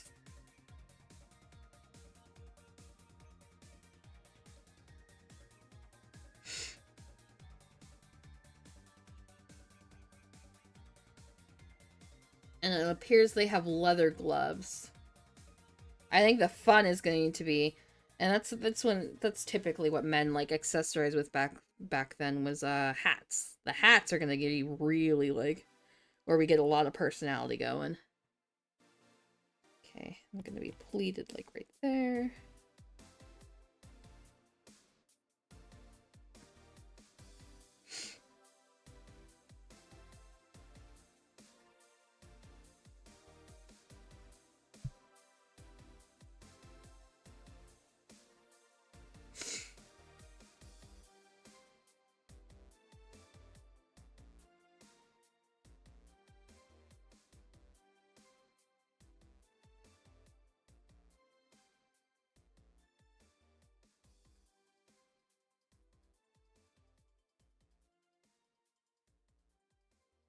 So now that I live in the East Coast instead of the Midwest, it's really weird. Okay, those are like baloney. It's really weird not having to necessarily worry about driving in the snow, which stressed me the fuck out all the time in when I was in the Midwest. I hate driving, and like driving in the snow just made everything scarier. I'm still gonna make this go out because like Julian's still a little bit of a chubby guy.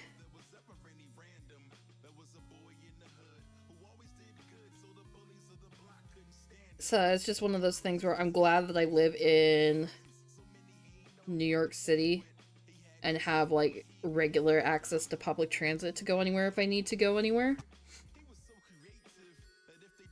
I still need to take full advantage of exploring the city. It's just a matter of time and funds, because like when I go out and explore, I kind of want to fully explore it, which is like my own hang up, especially since I don't know my way obviously around, so I don't know.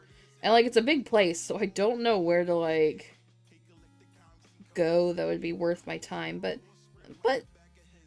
probably soon, hopefully, we can get some exploration done.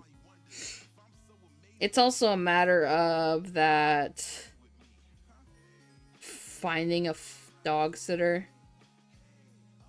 for a dog of our size is really difficult. And that's before, like, even getting picky about it. Which, obviously, when it comes to your animals and stuff, you want to be picky about that shit. Okay. We're going to fix this hand when I go into inking phase. I will probably do that on a separate layer real fast before I go full inking phase. But hopefully soon. Okay, now. This coat is very long. Do we have, like, a hem? A very, very small hem, from what I'm seeing. Okay.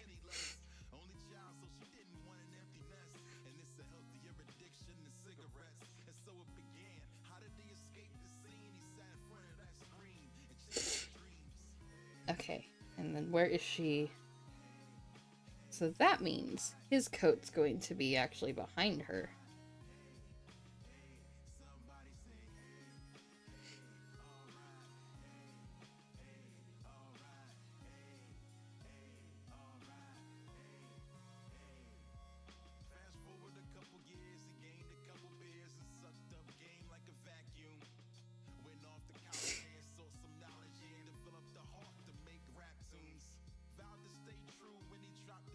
There we go.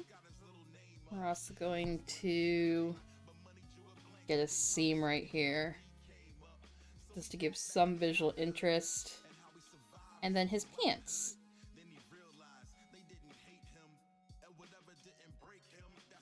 They're gonna be pleated a little bit. Yeah. There we go. Still no cuffs, it's just gonna be like hemmed at the end. Gonna probably be striped.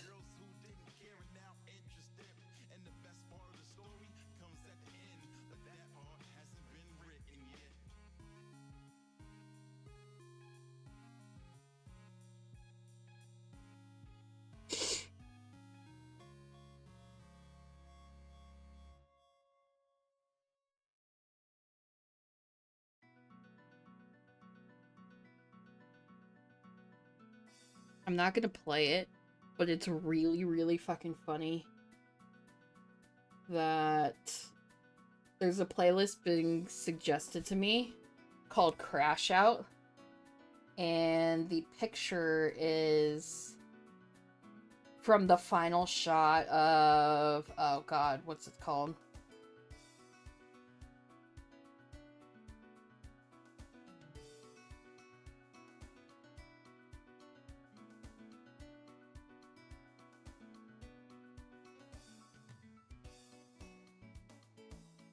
Oh god, what's it called? The first one's X.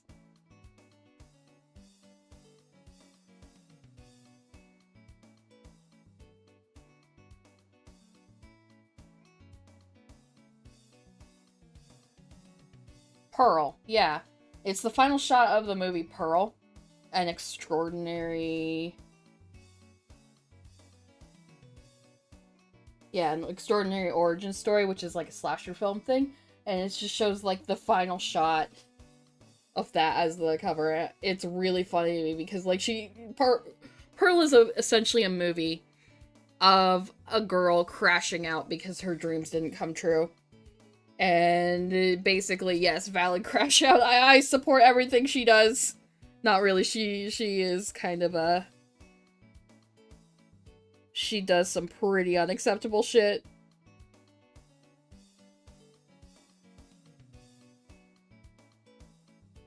But no, just funny to see the crash out playlist with her.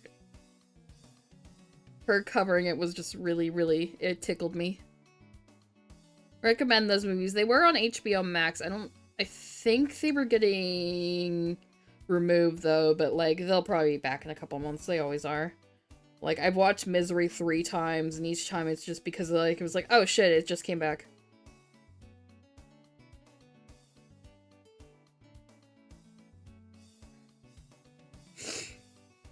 which also is really funny because I don't like Stephen King's books. I don't like his writing all that much. I do like the movies based on his books, though.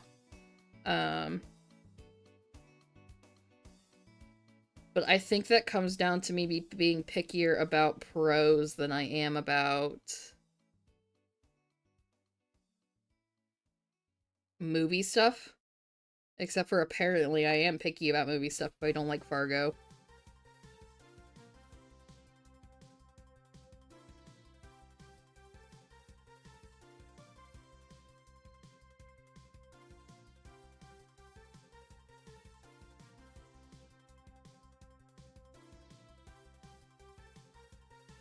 I'm just gonna add like a little bit more luster and decor to Julian's shoes simply because like I said, he is still a lot richer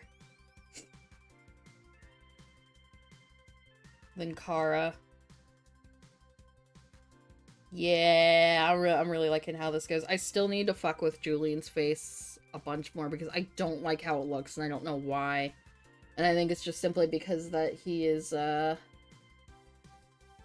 out of profile, but I will fix that when I ink this. But, because I'm very slow, especially when I'm being like a chatty Cathy, that I don't think I'm gonna get to that point tonight. But maybe I'll just like experiment with and just keep fucking with it until I can, get it to look right.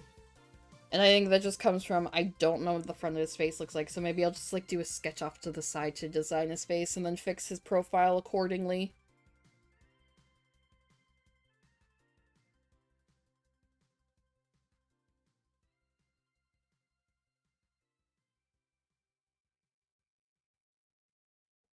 But, so far,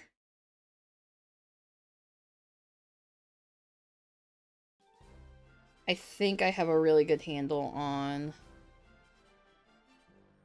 making this whole thing look better.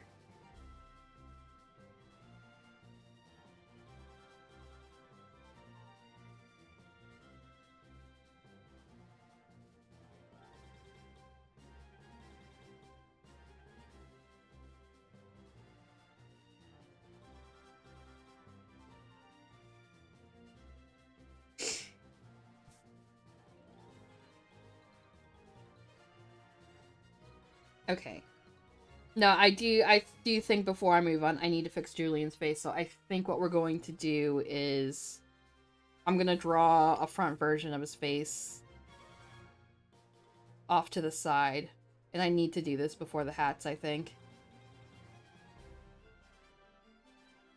Okay.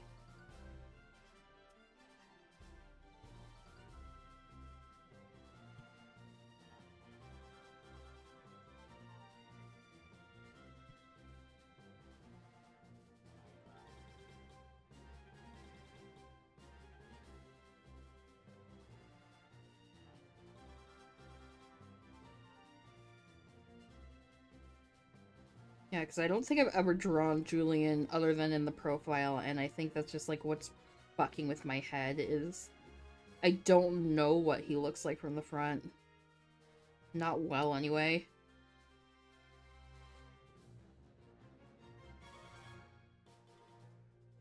Ugh.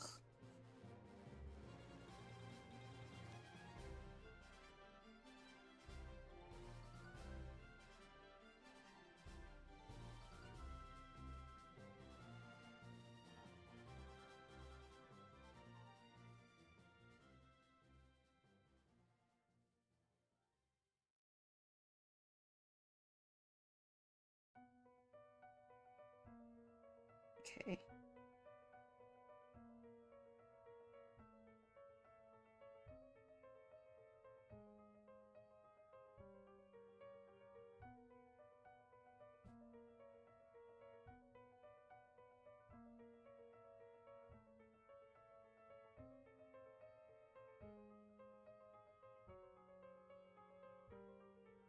Gonna erase that.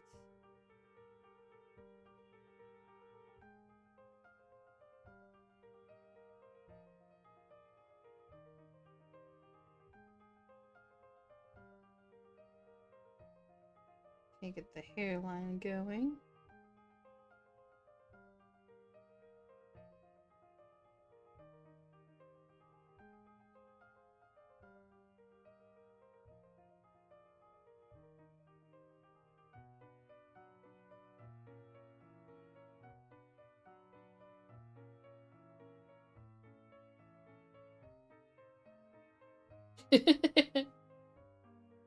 Adam just shared a meme with me. Here, let me save it actually. I could just show it.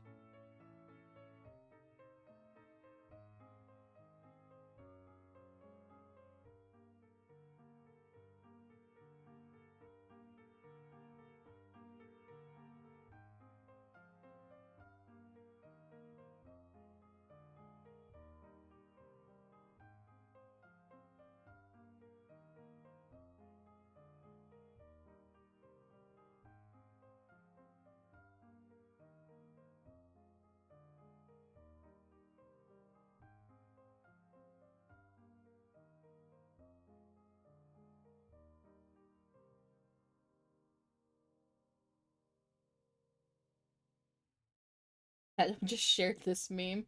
What are some examples of quality slop movies people only like because they're good? That's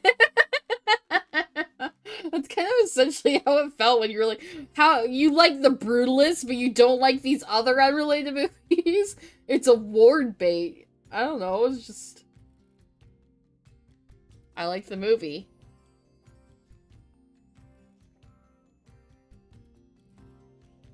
Move that, like, off to the side. There we go. Where I don't need to touch it.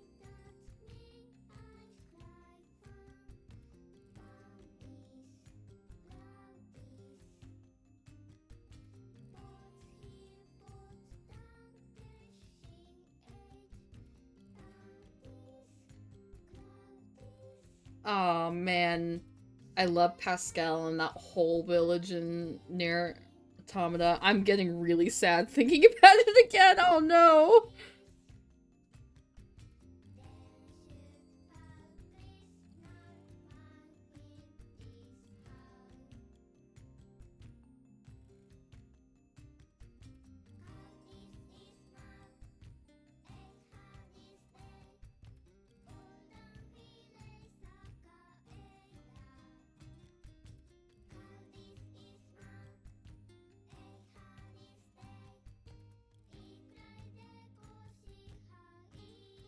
Okay.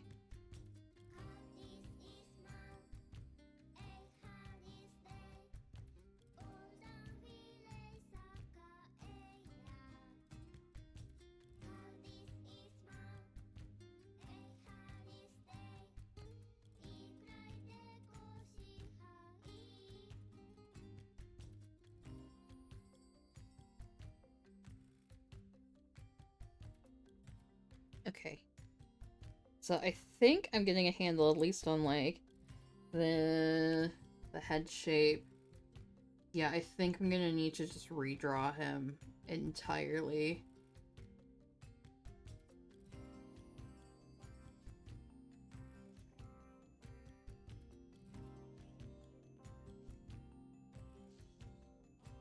You meant to tell me this. Tell me what?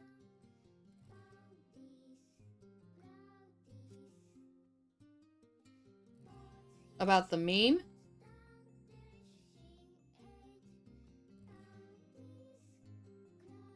You always imagined Julian's father as the father from Fargo.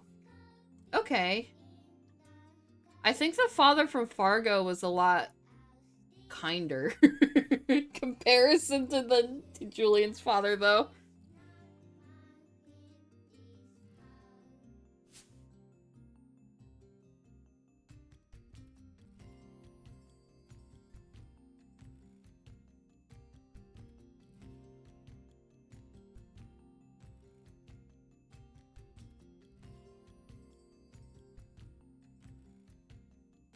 Okay, I'm gonna make his face just a little rounder.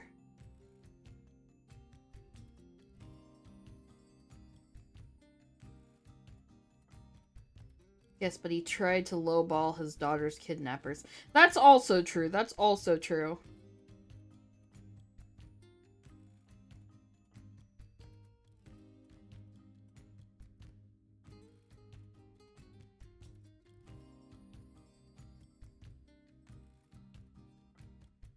Julian's father, and how I wrote him, I don't know what he would have done if someone, like, had kidnapped Julian for ransom.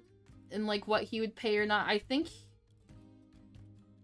if it really came down to it, he would pay it. It's just a matter of, and that's only if Julian was in his good graces.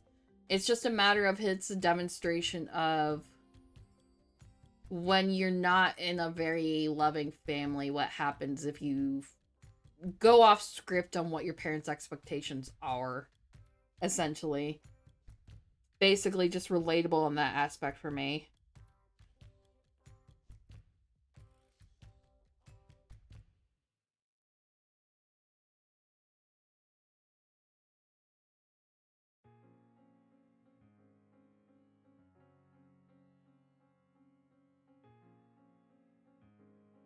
He wouldn't pay the ransom even if Julian was out of his good graces as like a face-saving thing. It entirely depends. He would absolutely do it as a face-saving thing. But if he was like completely disowned to the levels of like, I guess it's his, this is his brother-in-law, but like to the degree that his uncle was, he definitely wouldn't. He'd be like, it was kind of his own trouble he got into. I guess it would also depends on the amount of coverage it got. Because it's definitely like one of those things where if you're in his good graces, he's doing it for the merit of that's his son and stuff. But then if you're out of your good graces, it sort of depends on how bad it'll make him personally look. Which also is a very relatable thing to myself that I don't really need to get too much into, but that's just sort of like the vibe I get. It just kind of depends on the optics and if you're following the script or not. New idea for the next campaign. If he got kidnapped. I don't know what I would do because, like, it would just kind of be rehashing the same thing just with a slight remix, at least when it comes to Julian.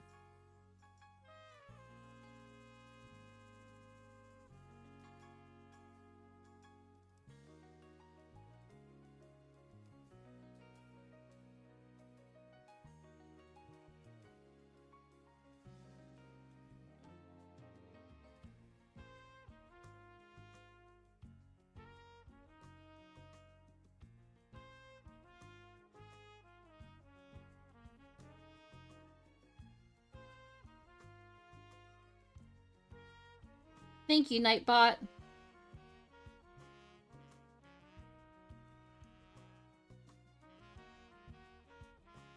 Malfado hated him, he just knew how to talk to him.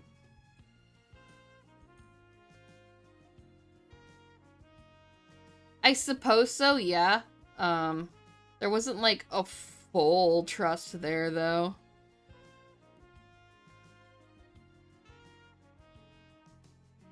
At least not when with the reboot version.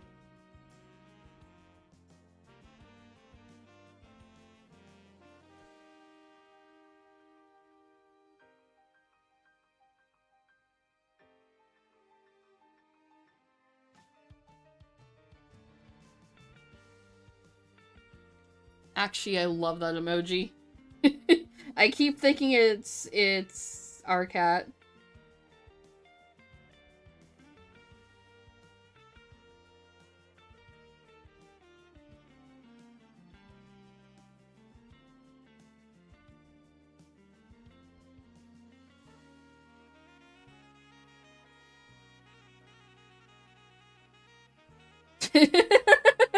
Emote slop.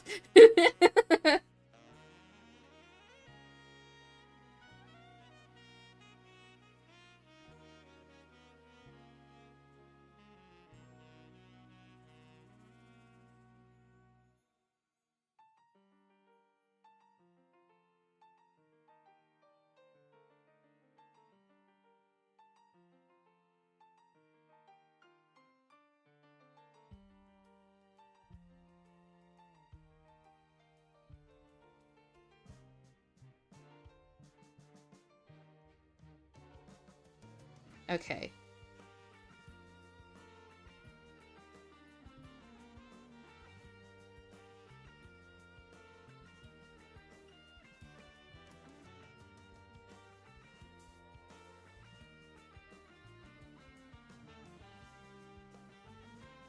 Just slightly adjust everything down.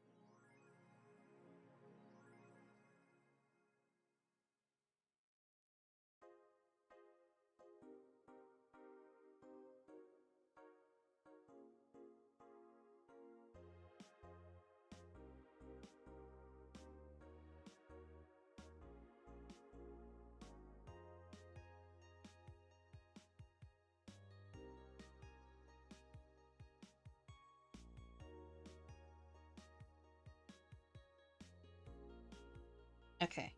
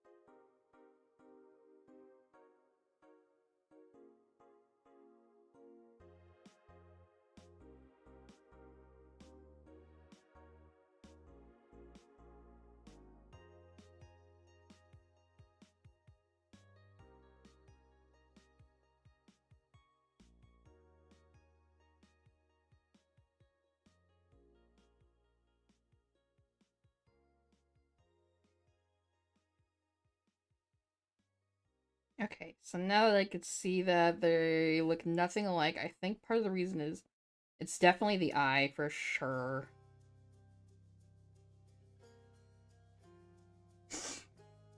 That's messing with me. Also, the hair. Just a little bit.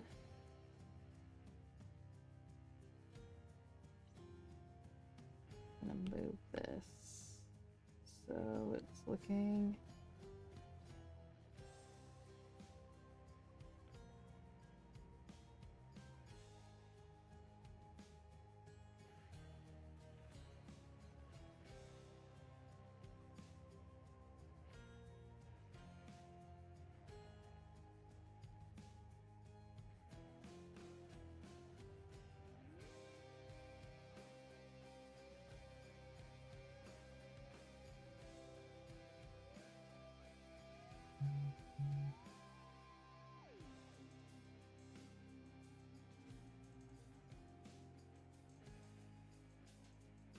turn that off.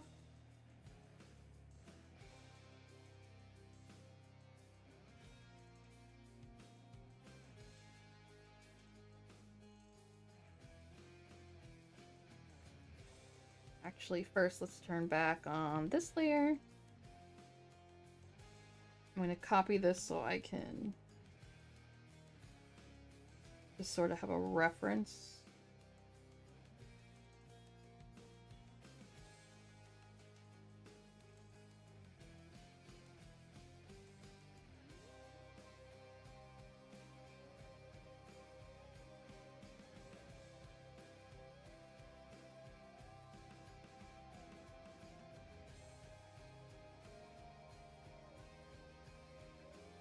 Okay, now the question is...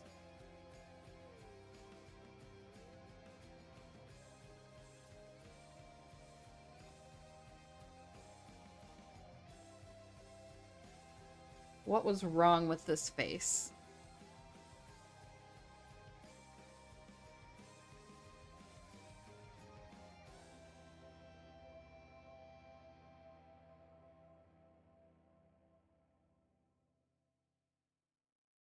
Okay, so his face was too short, first of all.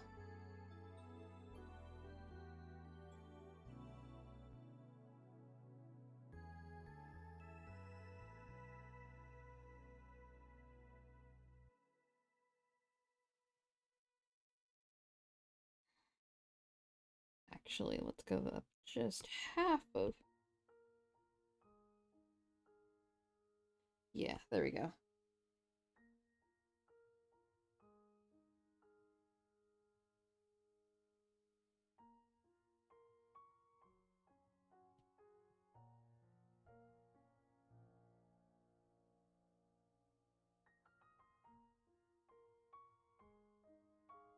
Eyes line up, but his eyes are...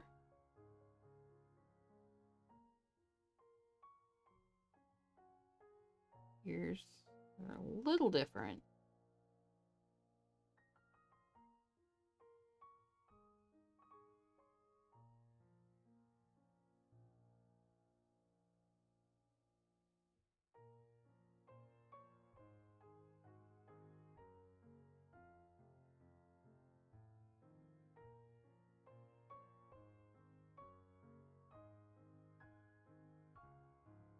Chins.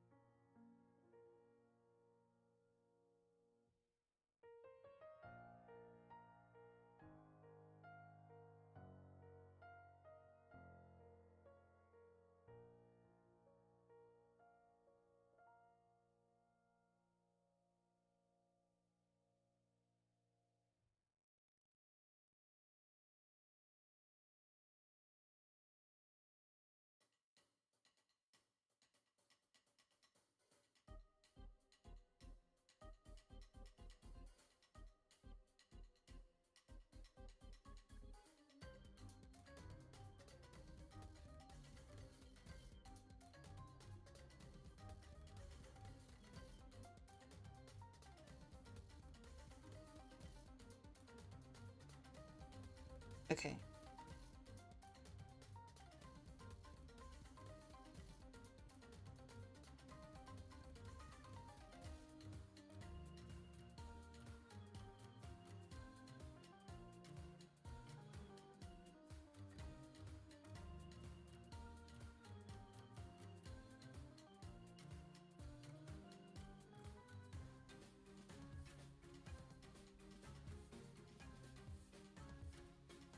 Okay, so that's the bottom of the nose. So yeah, his face is just entirely too short.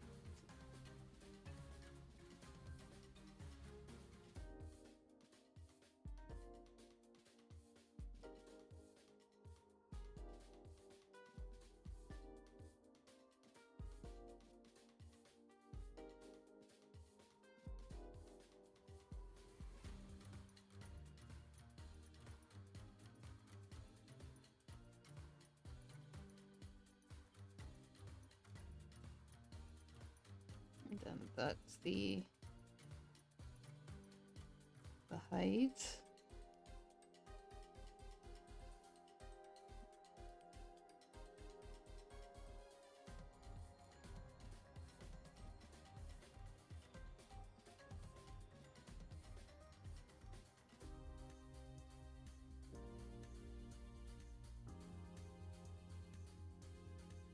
Yeah, I think we got that going better.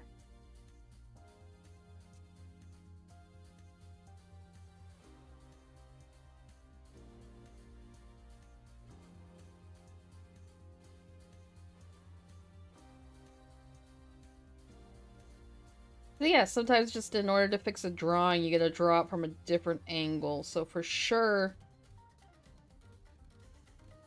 and let's get the eyelids too.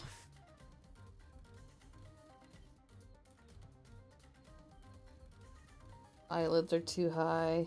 What's the highest point of the eyebrow? Lowest point is where the... Okay.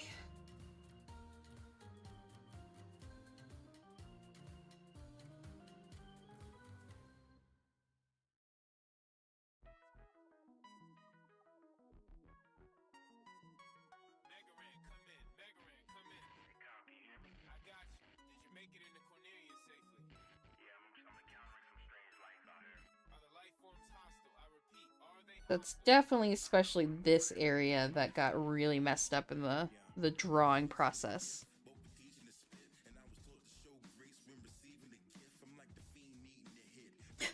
I just looked at OBS with the Almontes dancing emoji, and it actually looks kind of pretty rad on my chat UI. It's pretty fucking sweet. Okay. Anyway.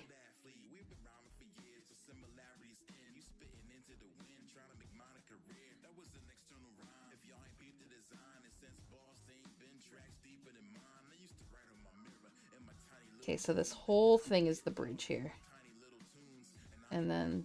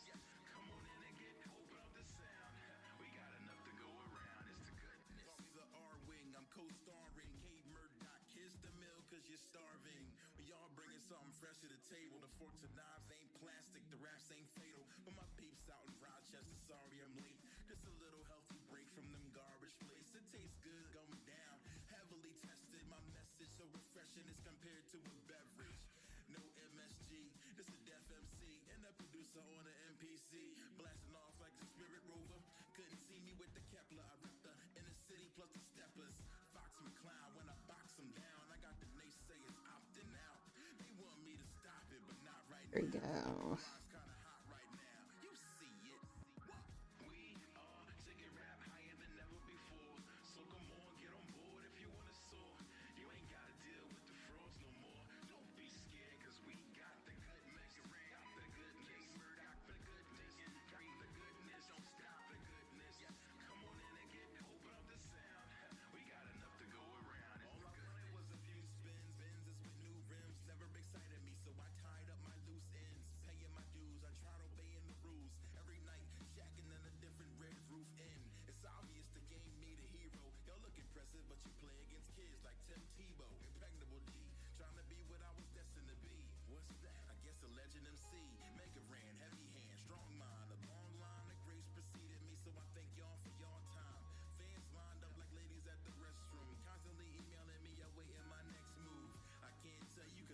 There you go, messing with the nose.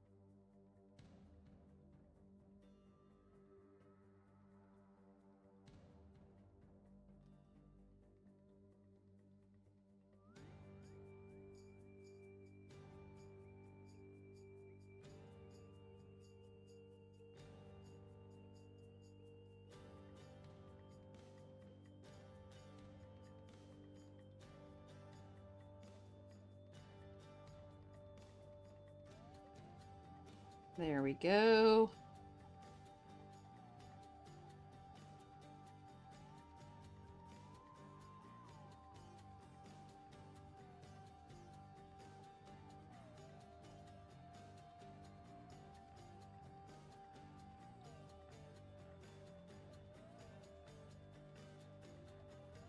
And so far, I think that looks like a million times better, actually.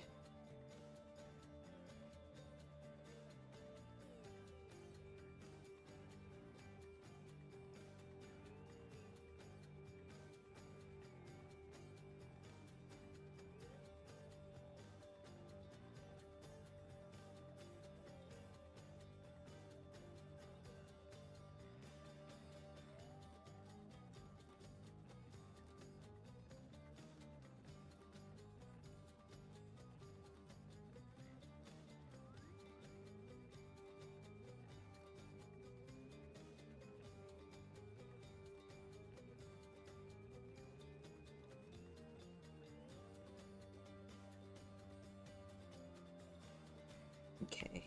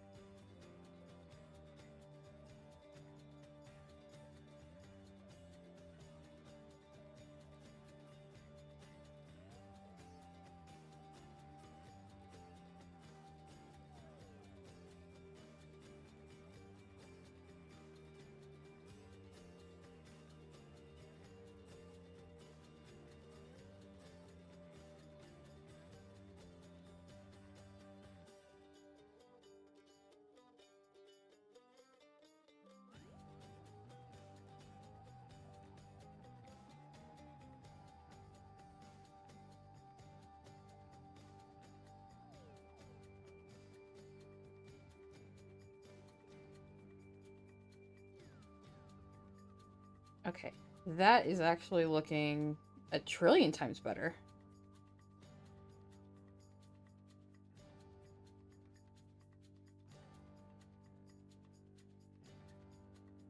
Yeah, okay, so the nose is a lot longer, at least in my style, than I initially thought. So that's part of the reason why it was looking so off. It still looks a little odd. Whoops. But, like, I think we are a lot closer than we were... Whoops. 20 minutes ago.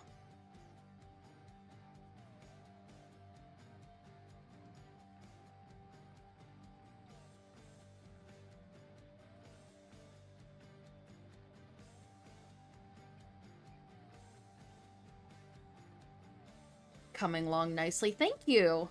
Yeah.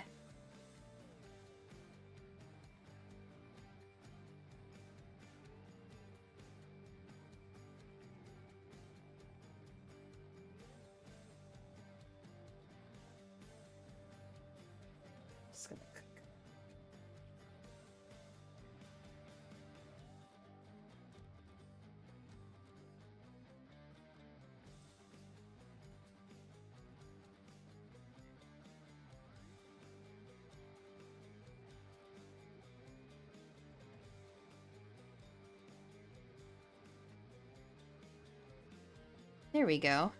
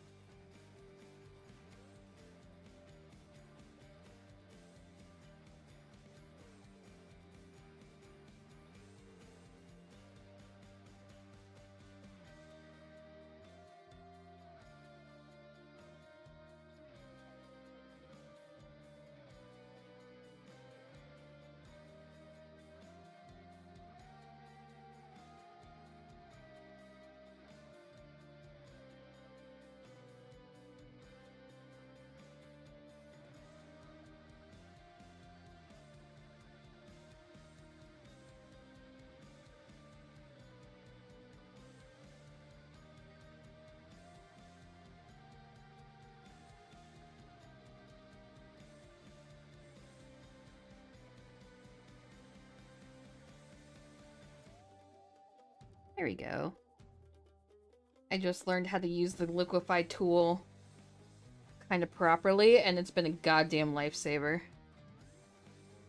Okay, I think another decision that I need to make about Julian is if I still want him clean-shaven, or if I should add some facial hair.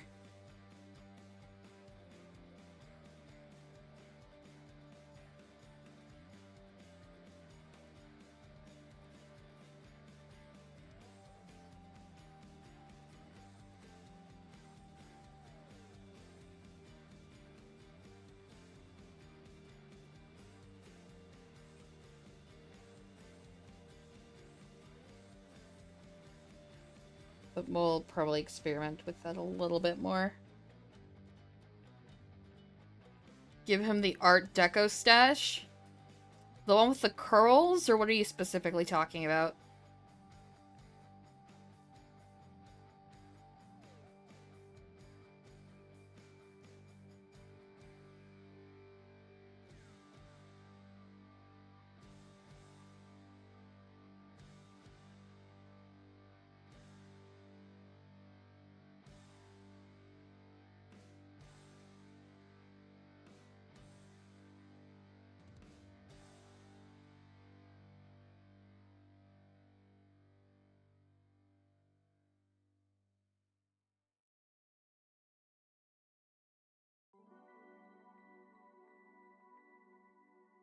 The Andrew Ryan. Alright, let me look him up real fast.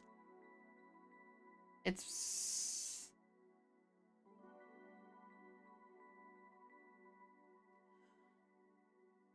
Okay. Okay, I think I could... That shouldn't take too long to experiment with.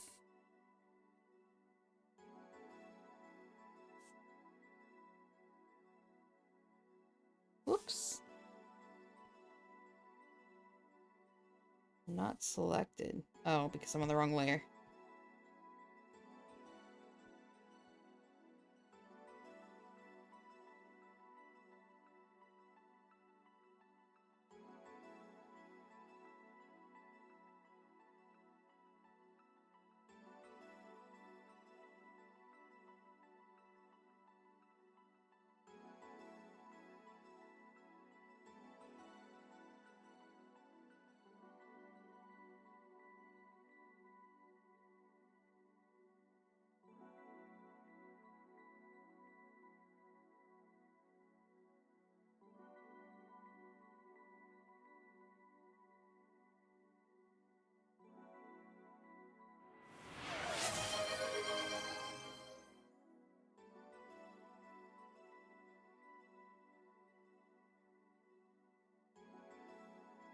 Hi, Spore. Thanks for downloading RAM. How are you doing today?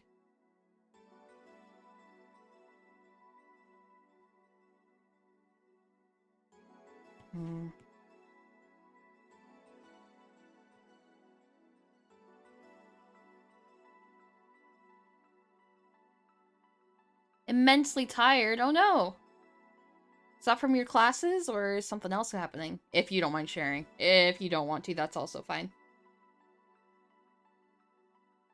Didn't sleep well last night and back home from uni. Okay, yeah. That's always the worst. I've been having trouble sleeping for whatever reason the last few days, too.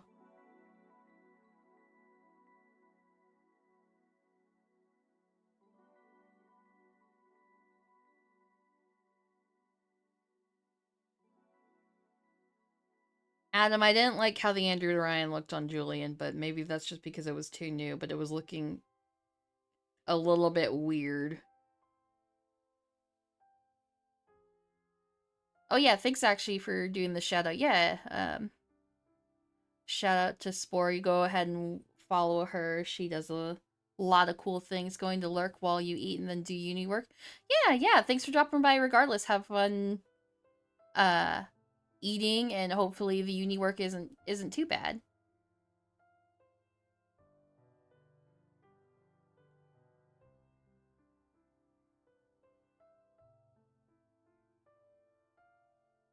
And that being said, it's actually the top of the hour, so I'm gonna take my quick mandated break, and I'll be right back in a couple minutes.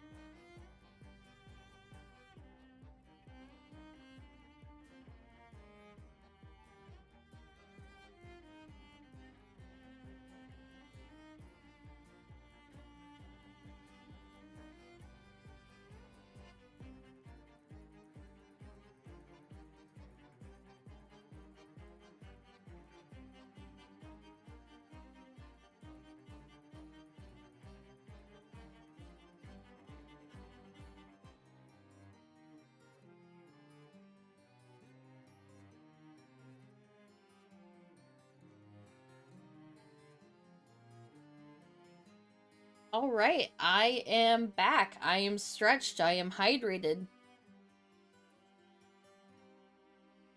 And let's get back to it.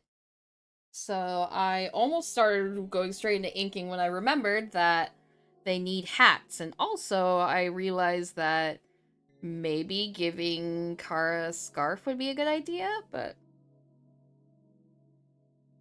the Andrew Ryan is usually for scumbags anyway. Yeah, that's what I was kind of thinking anyway, because that seems like more something that Julian's father would have.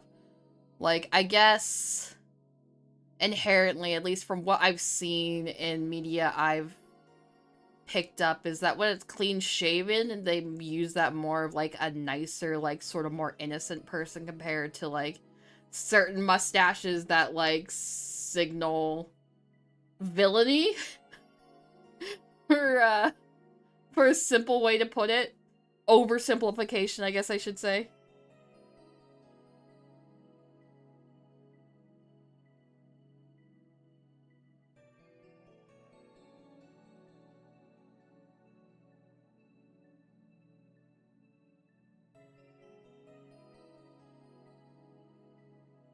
Okay. So I have an idea of what I want for Kara. Now the question is, how extra do we want to go with Julian for his winter hat?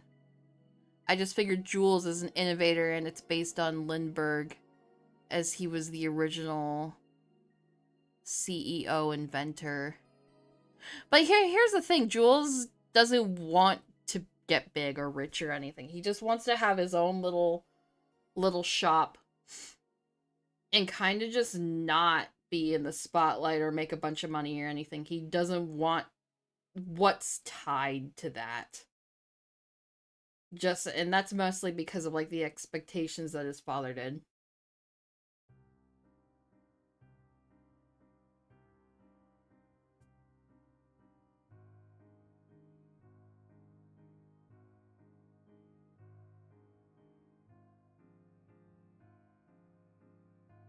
It's also like 20 years ahead. Yeah, that's true.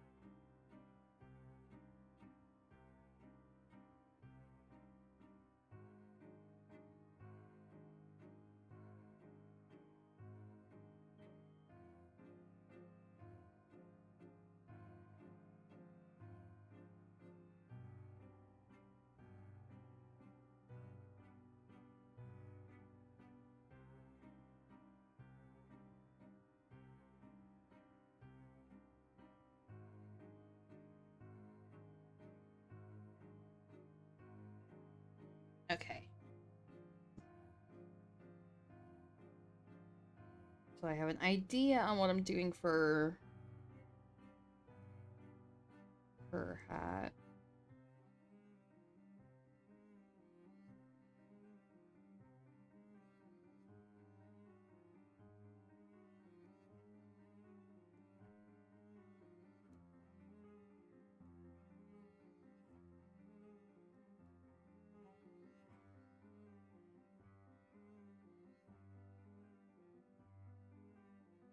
You just been spitballing.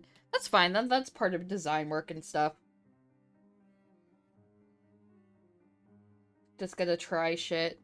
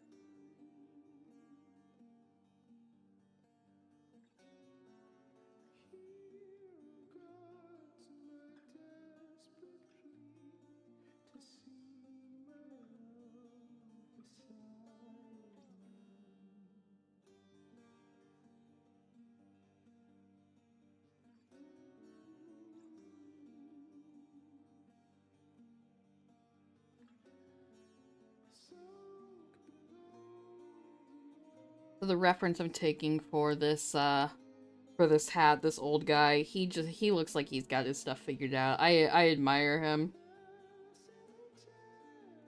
Here, I'll save the picture and put it on the screen here in a sec.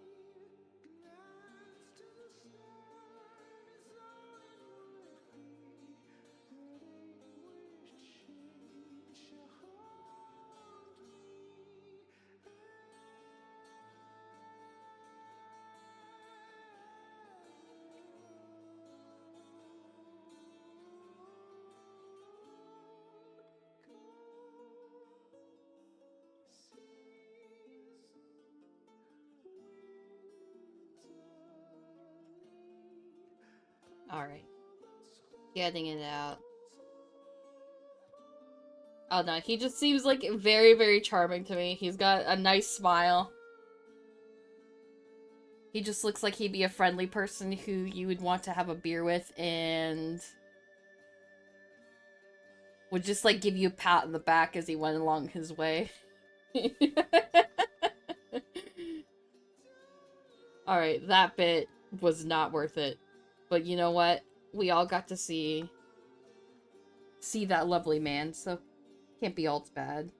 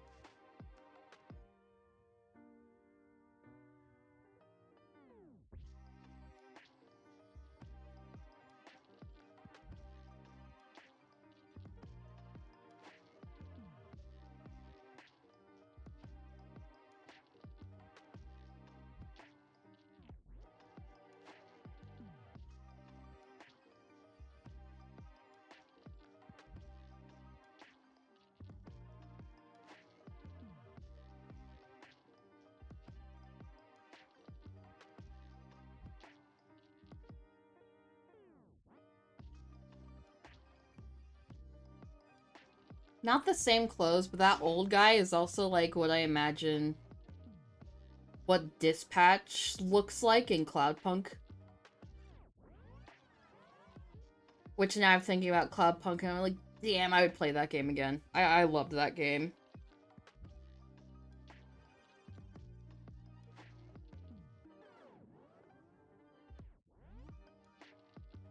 Dispatch and Cloudpunk are different games. Fuck, I forgot. My mistake.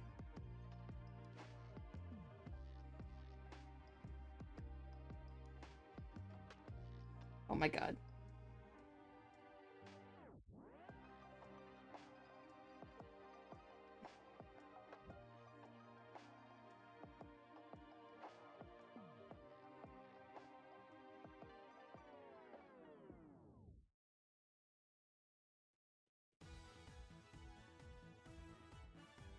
I need to find motivation to play Dispatch, because I'm pretty sure once I get in the right mindset, I'll probably enjoy it.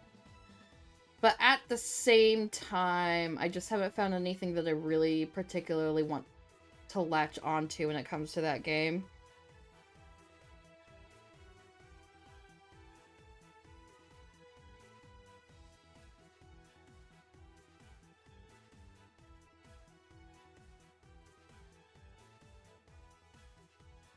But I still think that comes down to, like, the superhero fatigue that Marvel kind of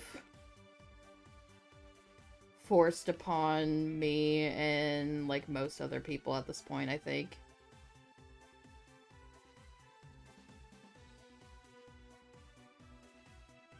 I don't want to play any games other than Dispatch from now on. You have played many games since then. Dispatch Sweep.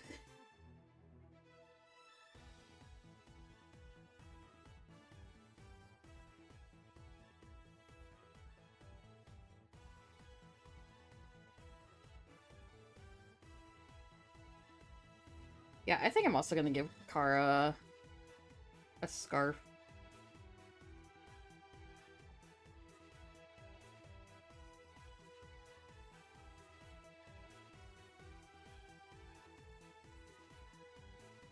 I mean, apparently it's already, like, past its, like, reward rounds, since it was in the awards this year instead of next year.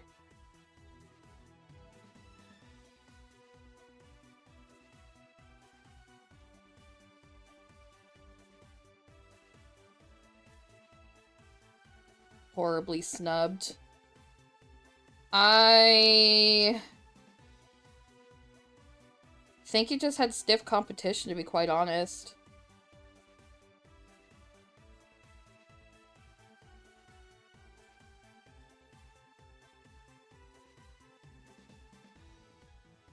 Because in most of the categories, I probably would have put Hades 2 above it. It and Kingdom Come 2. Yeah, Kingdom Come Deliverance 2 should have won more awards. I don't really give a shit if Dispatch won awards or not, to be quite honest.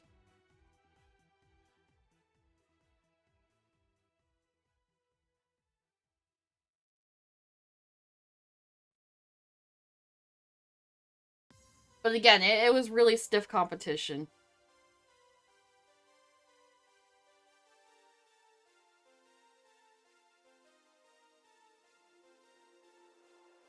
But I feel like, and this is me who stand Claire Obscure and stuff, some of the stuff that Claire Obscure won should have went to Kingdom Come Deliverance.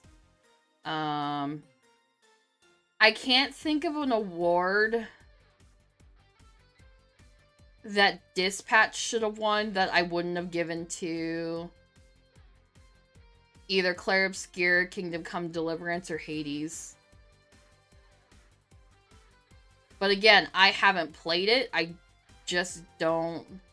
It looks like it was a very good game. I just don't think it beats those competitors in anything if you measure it against all of them.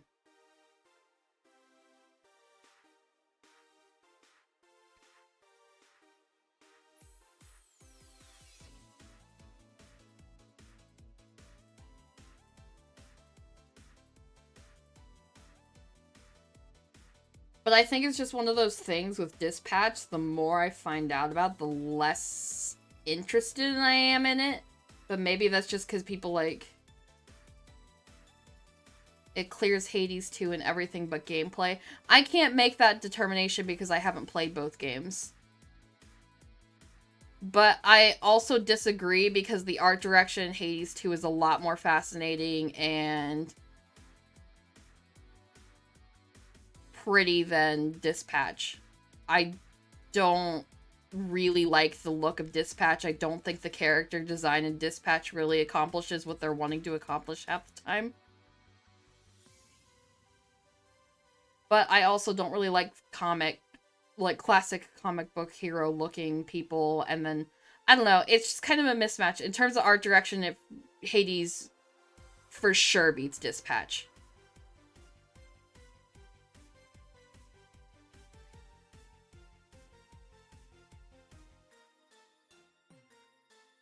And knowing Darren Korb's soundtrack probably also blew Hit Dispatch out of the water.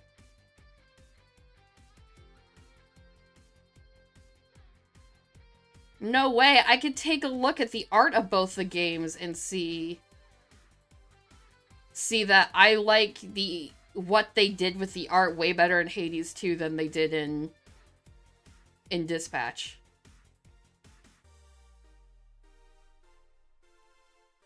Dispatch has a good soundtrack, but Korb is better. Korb is very difficult to beat.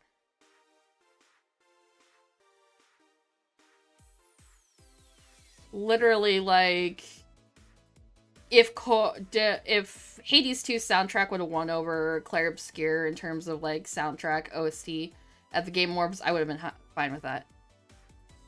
Dispatch's animation looks so damn good in motion. And I've seen it, but, like, nothing blows me out of the water visually, to be quite honest.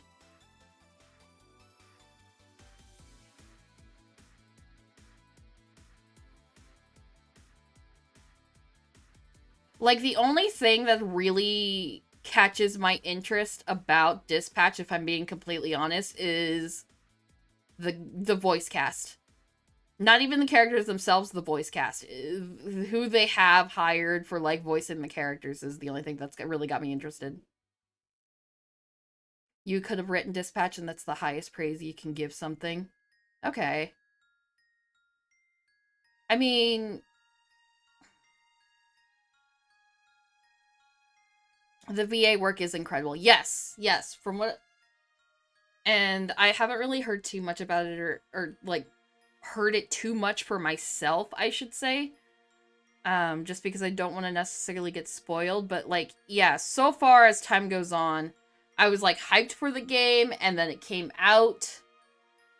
I found out more and more about it and got less and less interested in it to the point where the only thing that's really grabbing my attention to want to give it a chance is I like a lot of people voicing in the project.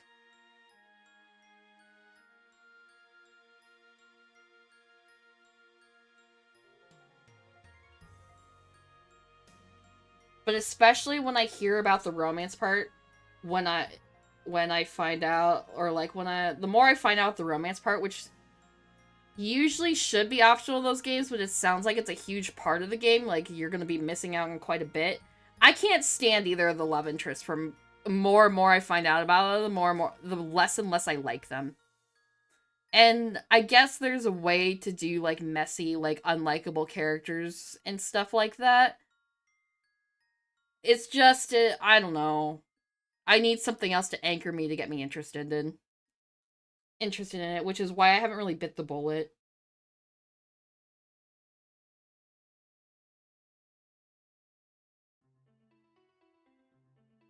Sorry, I haven't drawn. I was looking for a scarf-like reference, and then I started yapping.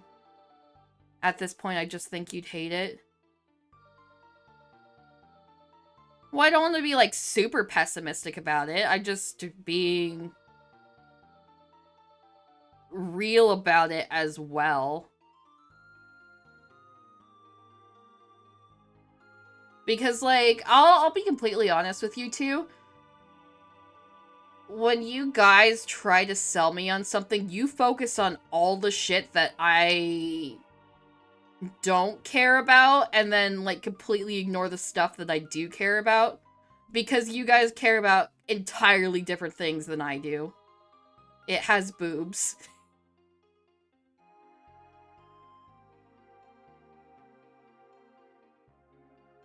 And you guys were just admitting earlier that you have no clue what my tastes are, like, apparently going to land on.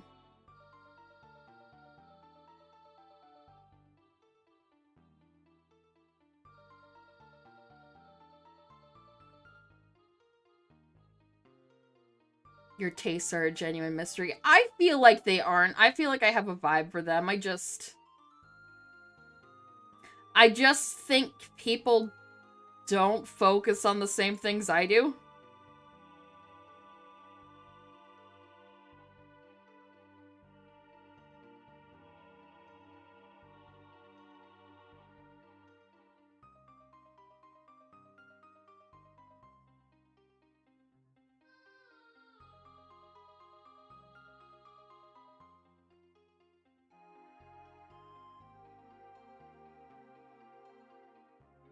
Like, I know, I thought you'd enjoy some award slop and then you didn't like... There Will Be Blood, I am assuming that's what it stands for. I'm very bad with, like, acronyms for shit that I'm not in the community for. Yeah, I thought There Will Be Blood was very boring.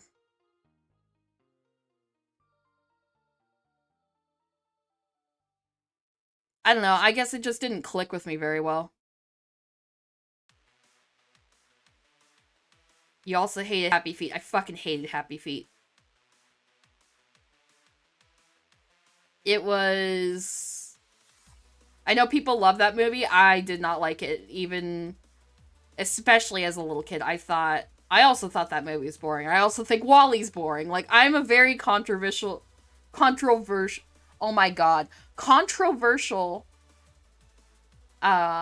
person when it comes to watching movies and consuming media and stuff. I don't think my tastes are necessarily bad. They're just different.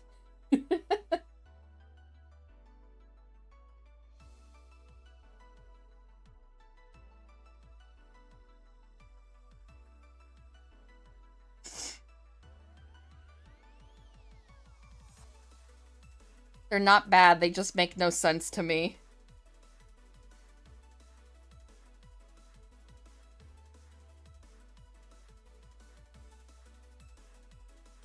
I think it's one of those things where I'm kind of dumb. You find my consistency wild.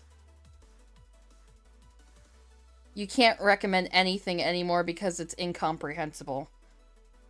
I think it's just one of those things where, like... I'm constantly evolving in what I like, and also... When it comes to movies especially, and writing and stuff, if they're going to do something, I want to understand the purpose of it. And since I'm kind of dumb, and I feel like getting dumber with each year, that it's more difficult for me to break down the purpose of a scene. And so if I don't see the purpose, I'm going to be like, okay, it was a waste of time to me. Now, was it a fun waste of time, or did it feel boring as fuck to me?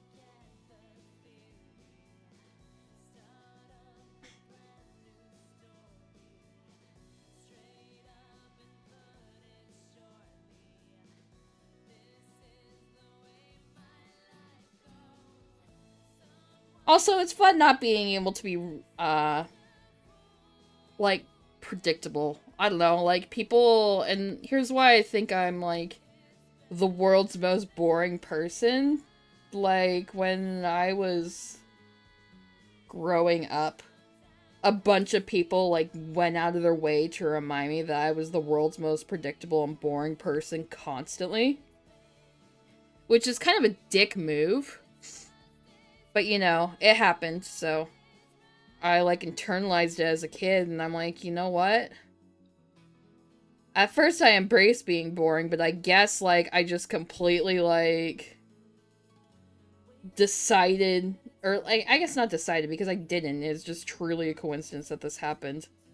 But I guess it's time to just be completely unpredictable, at least when it comes to, my taste profile.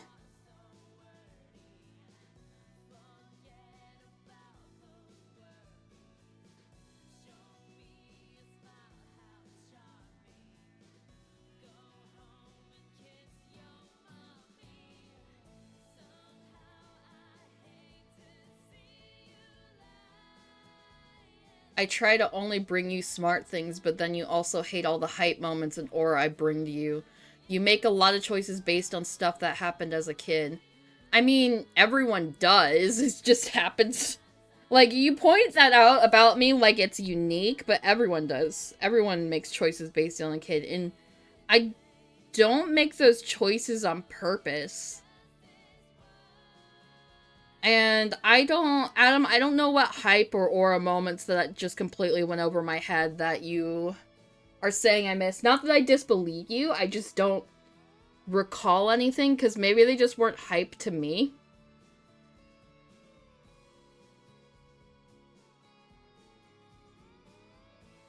Because again, like, different things get me excited compared to, like, I guess apparently the average person.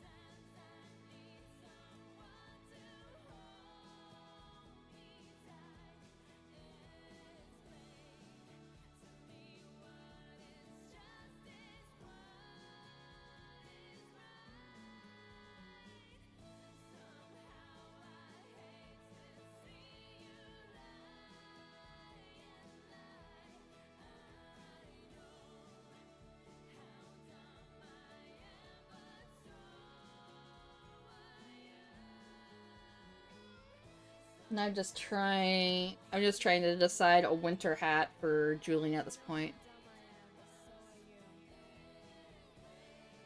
You don't know whether I'd like The Matrix or if you'd call it people yapping and stupid. I don't know. I don't know enough about The Matrix to make a determination on that. It's on my list to watch, as well as, like, John Wick and stuff.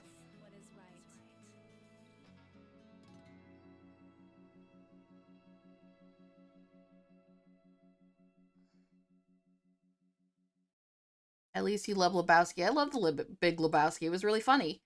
No, I think the thing is that when you say you try to only bring me smart things, that's your first mistake to assume that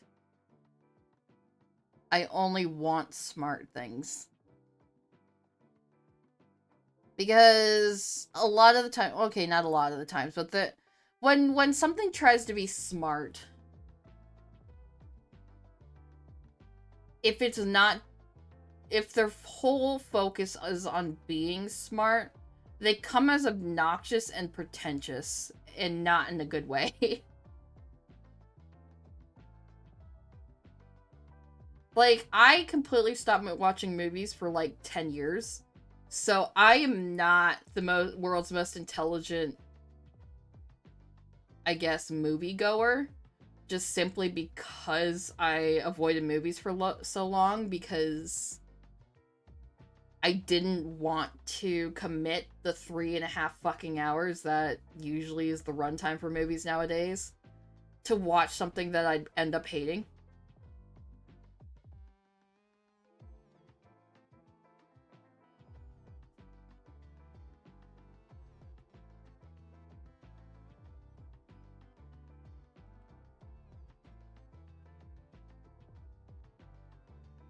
So it was just only recently, like in October, that I started watching movies again.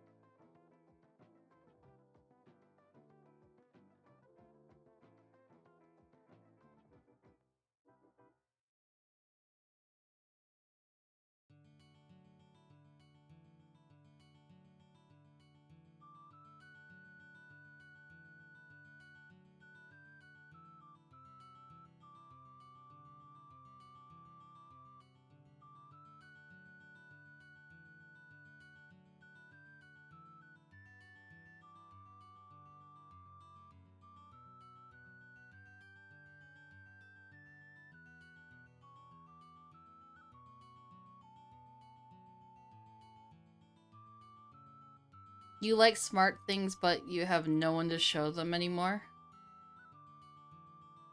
I mean, you could still show them to me, but you don't have to give up just because, like, there's a few that I didn't like.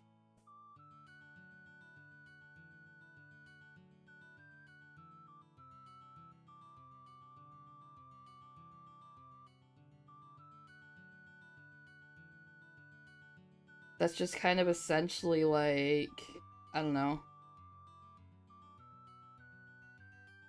Trying to read my mind when you admit that you can't do it yourself. Well, the next one's The Matrix. Okay.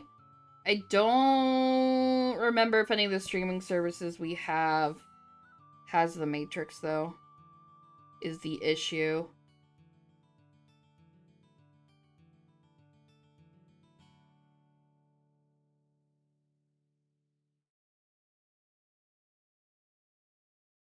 But yeah, no, I've always wanted to watch The Matrix, especially get an appreciation for it, given the genre I want to explore in my art. I feel like it can tie nicely into all the cyberpunk shit I'm trying to do.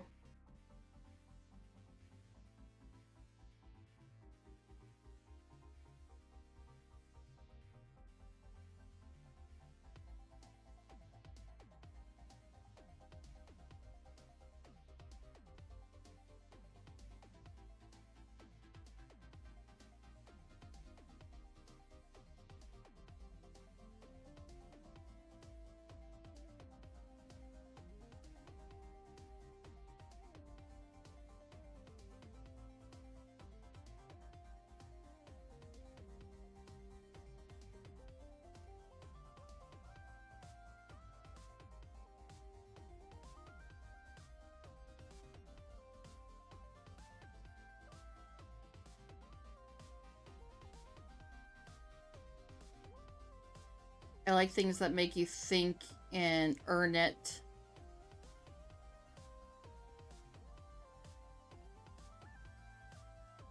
Think in earnest, I'm assuming is what you mean? Okay. Earnest metaphysical navel-gazing bullshit about the human condition. That is too big word for me. I am not a very good vocabulary person. That's why I like the Matrix sequels and no one else does.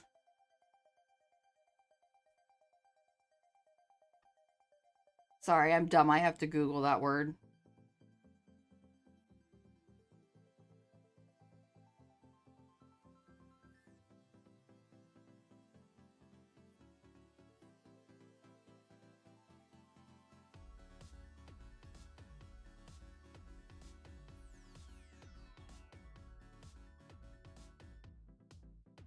Navel gazing.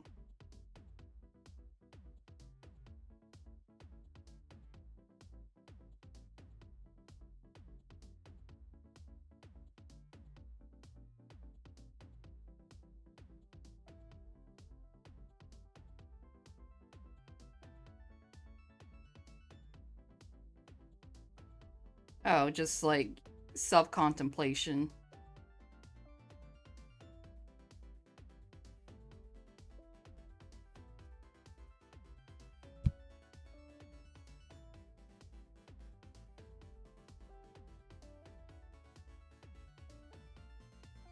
It's a derogatory way to refer to inane self-contemplation.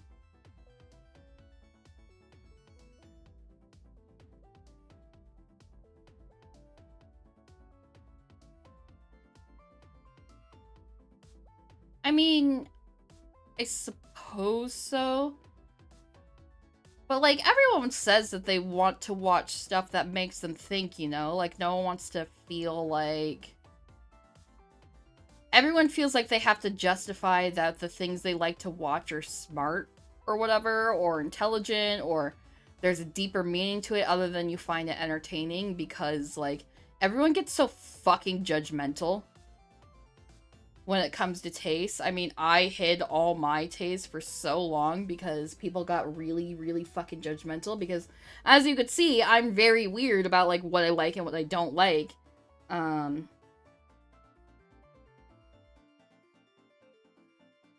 So, I guess, like, the Matrix sequels are 120% up their own ass, and I like it. I guess it just depends on how they do it. I don't have enough context to really agree with you one way or the other.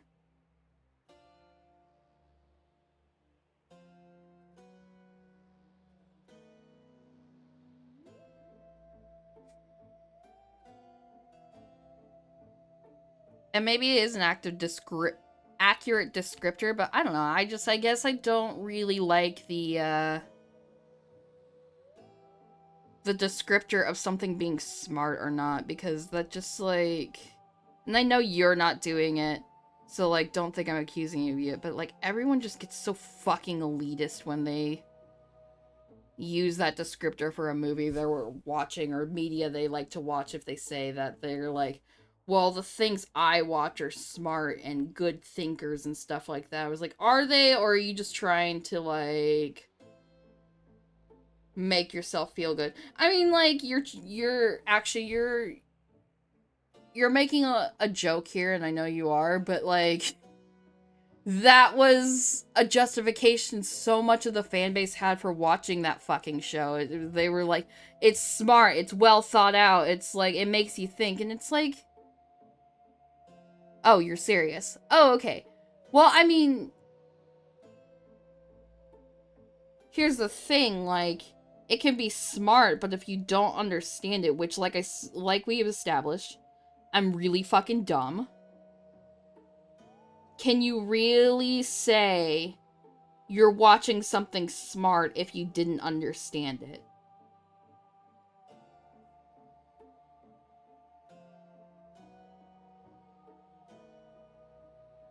And for me, I can't ever say... Actually, fuck you. I can't ever really say if I'm watching something smarter than something, because, like, I am so scared of getting the interpretation wrong when it comes to that sort of deal that I just avoid it. Because once you start saying, like, something smart or something and you try justifying it and you're completely wrong, that makes you look dumb rather than just saying why I actually liked the shit and being like, it was a fun story, like, it was entertaining to me, it was...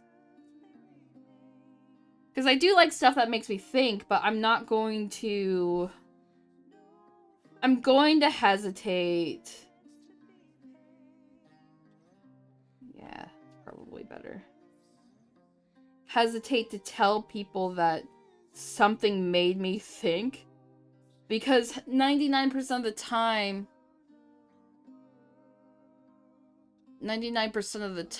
I feel like I'm always wrong. I'm always interpreting things wrong. Because, like I've said many, many times already in this, like, train of thought, is that I'm dumb. I'm not very good at this shit, like... It's just an unfortunate sort of, I guess, blind spot for myself. It's something that I really, really need to work on. Like, I can have my own thoughts and opinions when it comes to real life and trying to, like, figuring out people's intentions and, like, what's right and wrong, and in doing research to make sure that, like, what I'm understanding is what I truly stand by and believe in. But, like, as soon as it comes to, like, books and movies, shit just completely goes over my head. And it's one of those things that, like, really discourages me from, like, I'm still trying to read and stuff. Like I said, I'm reading the Moscow Gentleman and stuff. It really discourages me from, like, actively, like, wanting to, like, watch movies with other people and stuff. Just because, like, if I open my mouth and I accidentally misinterpreted the wrong thing, I'm suddenly just feeling like the world's biggest moron. I don't know. I don't like being in that position.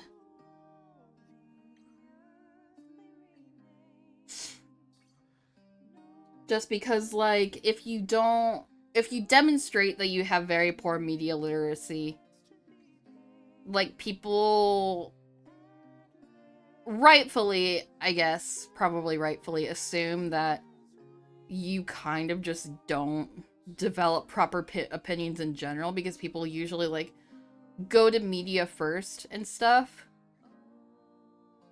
But I don't know. It's really difficult to put into words, but my interpretation of the world just seems to be a little bit different than everyone else's, to the point where sharing that with other people has gotten me not in trouble and not necessarily harshly judged, but, like, it's kind of that thing where you say your opinion and they raise their eyebrows. Everyone's media illiterate nowadays. But here's the thing, I don't want to be, like, media illiterate. I don't want to come off that way, but unfortunately, no matter how much I try to interpret something, I'm always interpreting things incorrectly.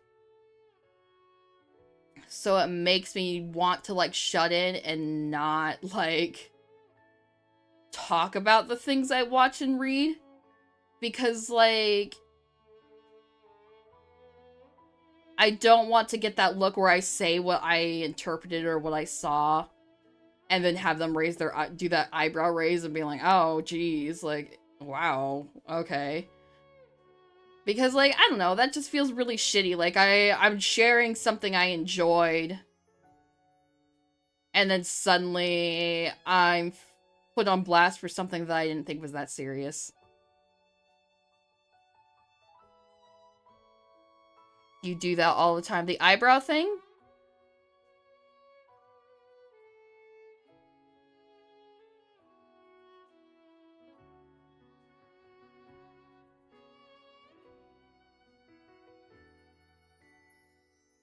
No, just spouting the wrong interpretation. I don't know, I personally haven't experienced a, example like that. I know I constantly run into it. It's rare that, like, someone, like, agrees that my interpretation is the correct one. Or not necessarily the correct one, but one that makes sense. You said Elster and Adler were the same guy. Oh, fair enough.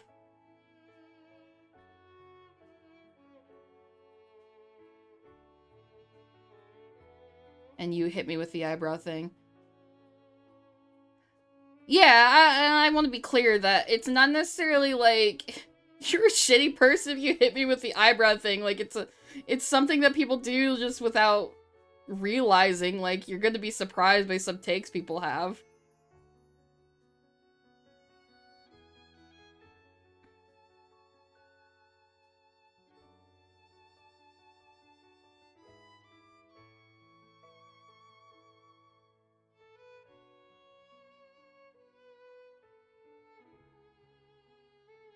But Adam, you also like debating and arguing your points. Whereas I have been in enough debates in my lifetime that got too unfun to the point where I just swore it off altogether. Because, like, maybe 1 out of 1,000 times it's a fun debate. And then the other 999 times is shitty.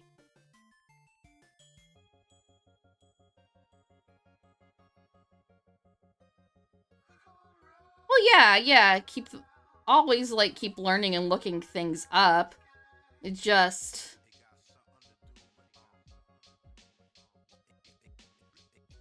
You genuinely only recently fully pieced together all of Fear and Hunger's lore and timeline. Yeah, and I mean, like, I do my own research with media and stuff, too. I'm not saying that, like, I watch something and I'm really into it and then I just never look further into it. If I'm, like, super into it, I try to, like, find the, like, true purpose of, what's going on.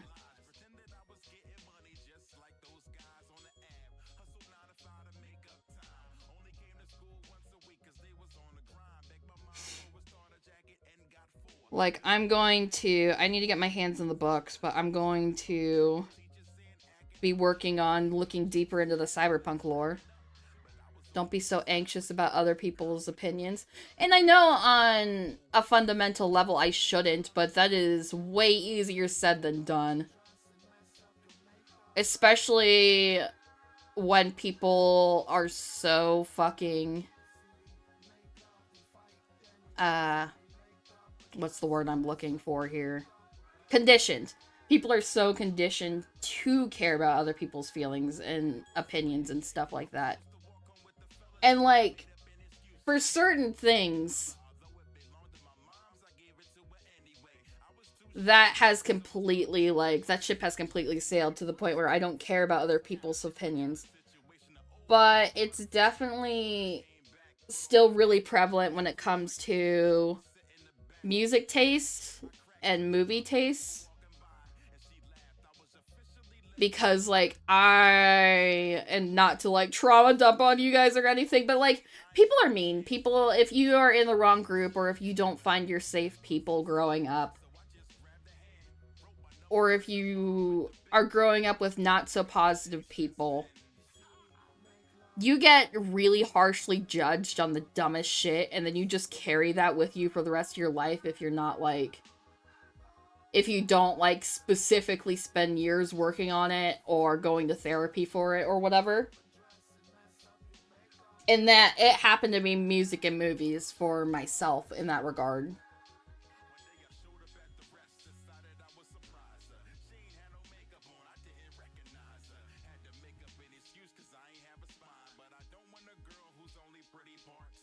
That's why you debate so often. Because that constantly happened to me. See, I used to debate to defend my point, and then people just wouldn't fucking drop it. And so it made me completely just drop debates. I'll say my points if I think someone's, like, genuinely curious and, like, why I like something or why I do something. But if they try to start turning it into a debate, 99% of the time, I'm going to just disengage. Just because, like, I just wasted too much time with people not wanting to actually debate for, like, what debates are. And instead just, like, get pissed off when I don't change my mind and bow to their opinion. There's a guy in a certain community, and I'm not gonna say who or what community, that just completely, like, was just a huge fucking dick to me because I happened to hold a different opinion on something. And I wasn't even debating, and I even admitted the opinion I held was, like, not a very popular one, and I recognized that, so I wasn't going to, like, try to get anyone else on my side. And he immediately turned it into a debate, wouldn't drop it, started doing, like, the, that Twitter meme of, like, how dare you fucking hate waffles, or whatever the wording is. And it just completely reminded me why I hate debates. Because, like, it's never, like, the person gung-ho about debating is never, like, actually checking if the other person is up to debate. They never are. They just start going off. You just thrive in the challenge. And that's a challenge that you can like. I personally don't like it. I don't want to sit there. I don't need to sit and debate and argue and stuff to make sure that my opinions are something I truly hold and have been thoroughly analyzed rather than something that I was told, like something I was told to think.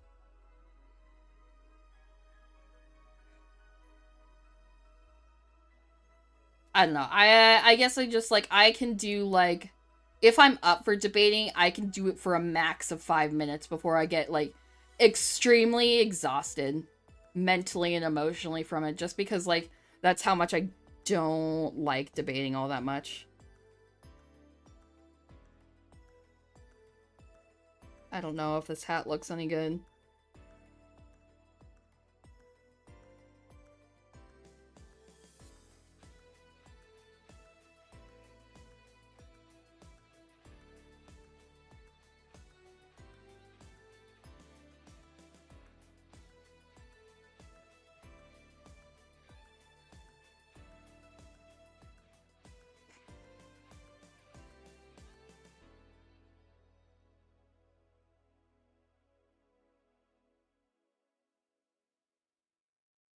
Also, most of the time, you are kind of excluded out of me. You're kind of like one of the only people I've known to debate that doesn't turn it into this. But like, it's always such like a very negative. Suddenly, the vibe is like super negative shit show, and like that's no fun for anyone, especially someone who was just like completely taken unawares for a debate they never signed up for, or like completely tried to avoid. The problem with this style of hat is that even if it is like something that was in the 1800s, it doesn't look like it. I kind of associate this style of hat more with the with like the 1900s. Adam's great to debate with because you could say whatever insane bullshit you want and he'll let you, and then debate like you made a good point. I don't know, I feel like there's a couple of times where I have, like, fallen for the debate. And he's gone, what the fuck are you talking about?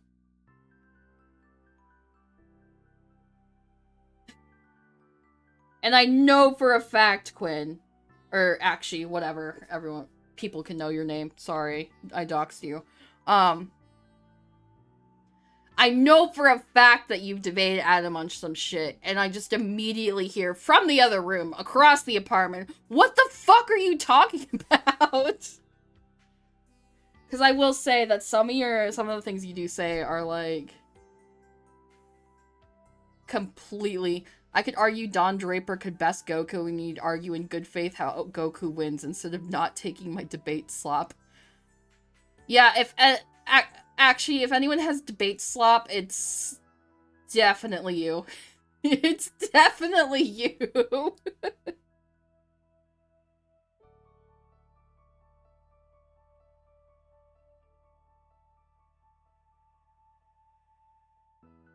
Okay.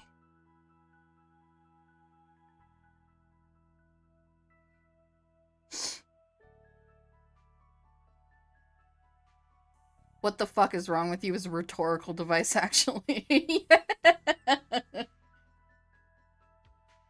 Okay. I'm thinking either bowler hat or top hat for Julian. Is anyone feeling one way or the other about it with him? Derby. Let me look that up.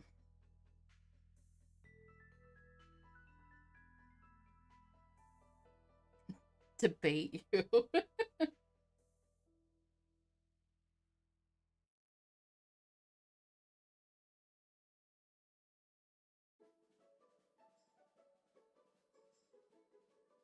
Actually, derby hat isn't a bad choice. Amazing.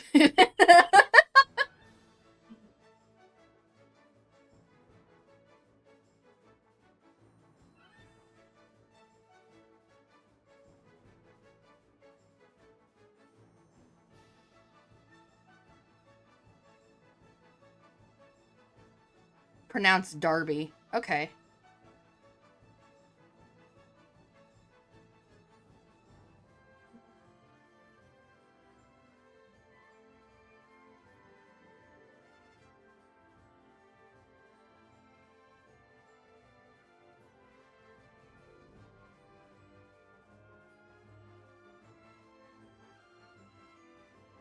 Okay, just to make sure I'm looking at the right thing. It's the hat that looks like a bowler hat and a top hat had a baby, right?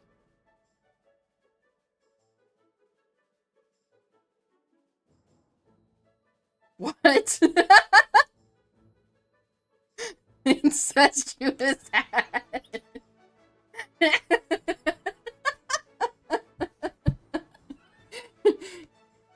You know, like, you look at it and it kind of is like a top hat, but also kind of like a bowler hat, but it's not either of them. It's kind of aspects of both.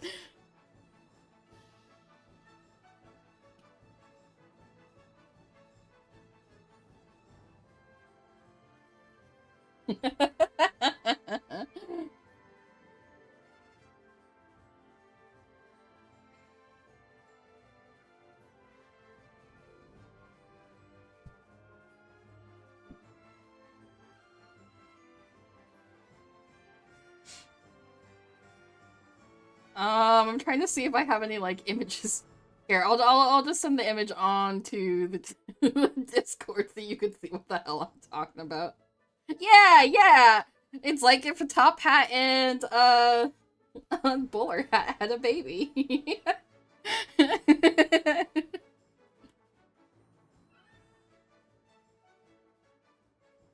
I know it's the top of the hour, but I'm like feeling super energized, so I might go for like another little bit.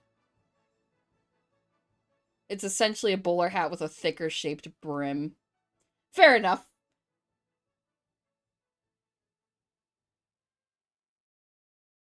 Isn't that what the guy from Meet the Robinsons wore? I thought he more bowler hats are more flat brimmed. I thought specifically the villain in Meet the Robinsons was wearing a bowler hat, and I love how you spelled like meat, food meat. Yankee bowler hat, no brim. Dick the Robinson. No, I don't like how.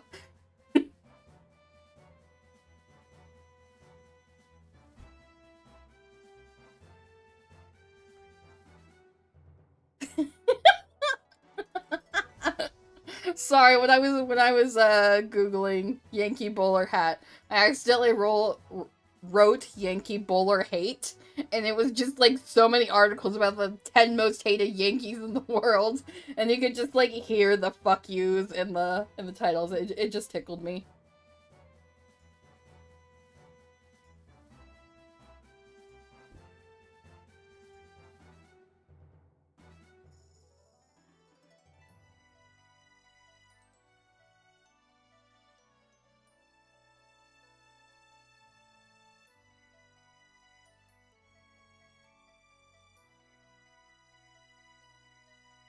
The truth is, I've been gaslighting this whole time they're the same hat.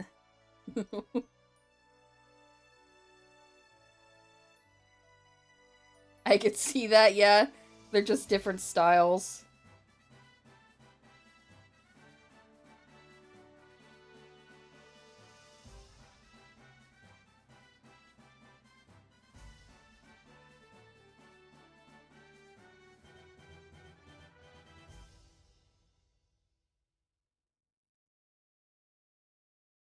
Yeah, Meet the Robinsons, he's called Bowler Hat Guy for most of the movie. They all fall under the same umbrella. It's just an English versus British term. Okay, and I'm assuming the Derby hat is the British term because they spell it dumb versus pronouncing it dumb.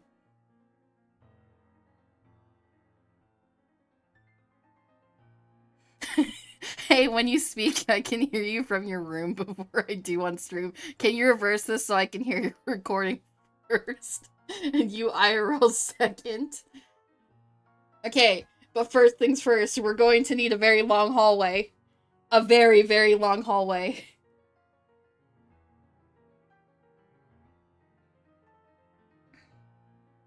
You think it's the reverse, but you're not sure. You know what? It equally makes sense with the reverse because Americans do some pretty dumb shit with language. A very long hallway is what House...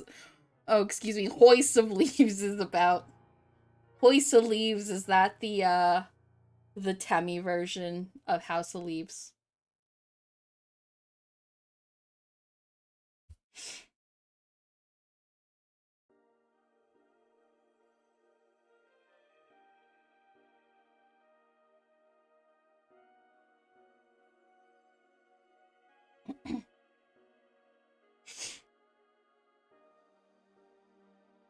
Americans made up an entire accent that doesn't exist just to be classist. Mid-Atlantic. What? This is news to me.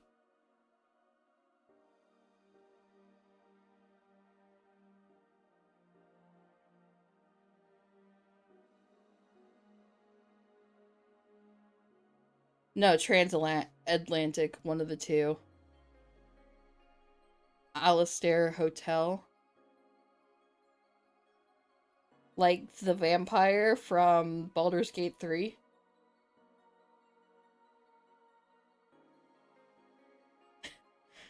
Okay, so the accent doesn't exist, so how did they make other people think it existed?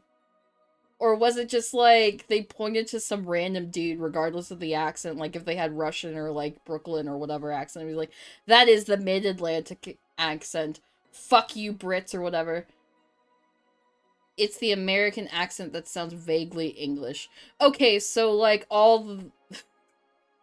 So like why everyone sounds like weirdly British in like a very American movie placed before like the 1900s?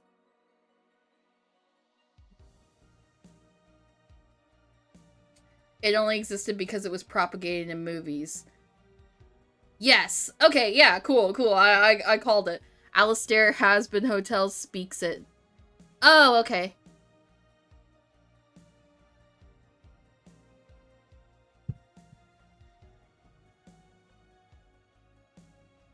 Alistor. Alistor, yeah. Oh, yeah, ha. Sorry, I shouldn't be just reading typos word for word. It's such a dick move.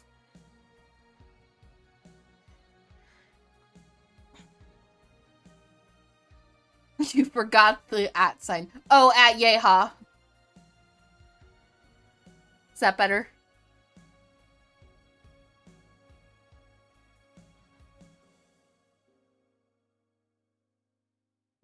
Anyway.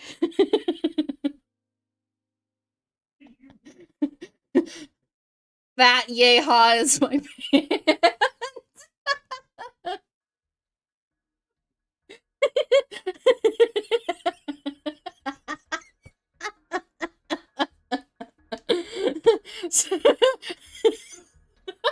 Fat, yeah! Woo! You're killing me. Okay, I'm going to take like a 2-minute break, and then we're probably gonna go for another 20 minutes because I'm kind of having fun, and then we gotta figure out who to raid out to. But for now, I'm gonna take a couple minutes.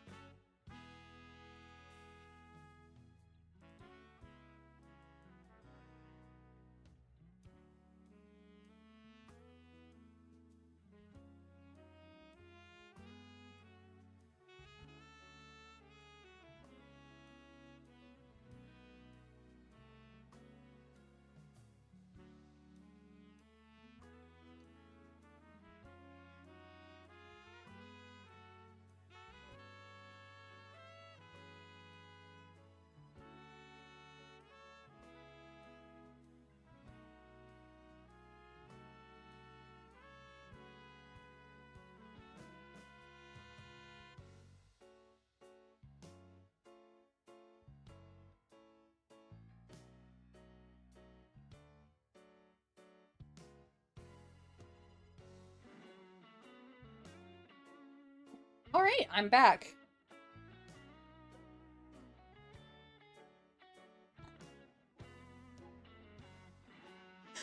Dog sneezed. I saw it. What? Are you making fun of the sneezes I did while on break?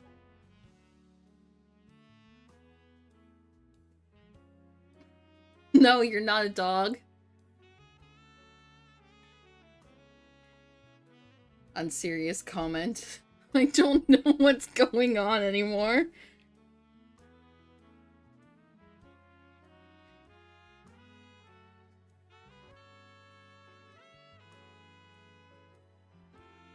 A dog sneezed. Yes, I'm assuming a dog sneezed. How dare he take my thunder? Because I was sneezing before him. Just want to put that out there.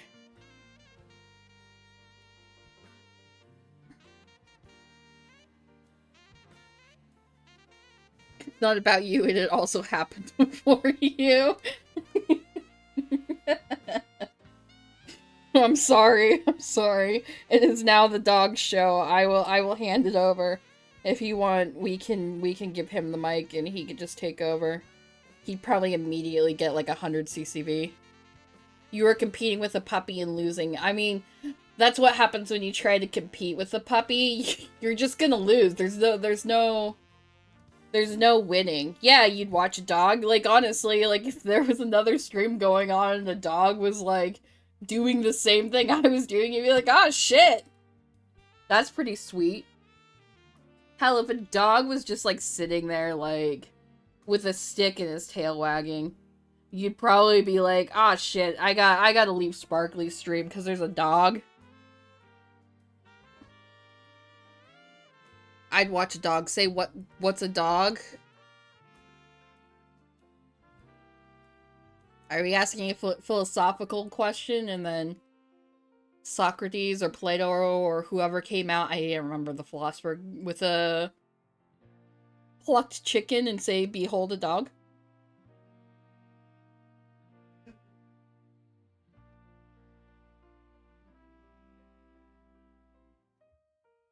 Quasimodo predicted this? What?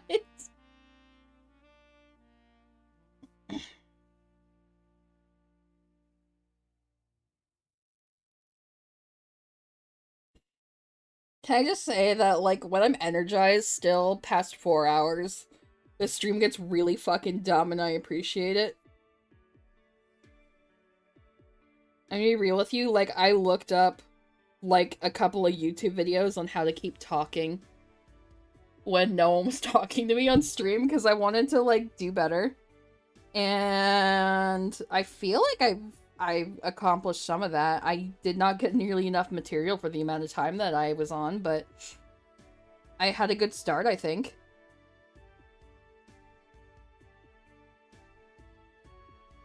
I've been doing great. Thank you. I've been trying to improve with every stream that I do. It's too little.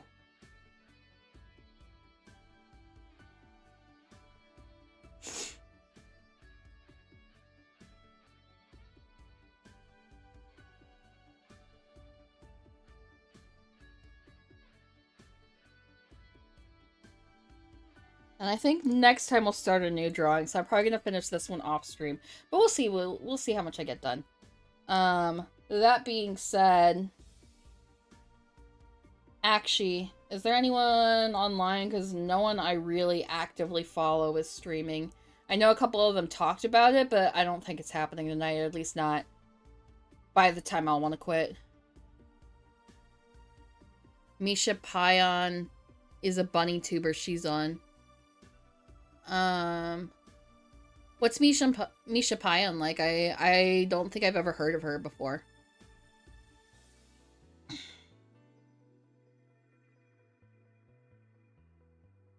She's a biologist IRL. Oh, that's cool. And a bunny on Twitch. Shroud streaming high guard. I gotta look up who these people are. I'm so out of the loop. Shroud. Okay. If Akshi's going to shout that person out, I hated Shroud. Oh! Akshi, fuck you! I'm dismissing that one.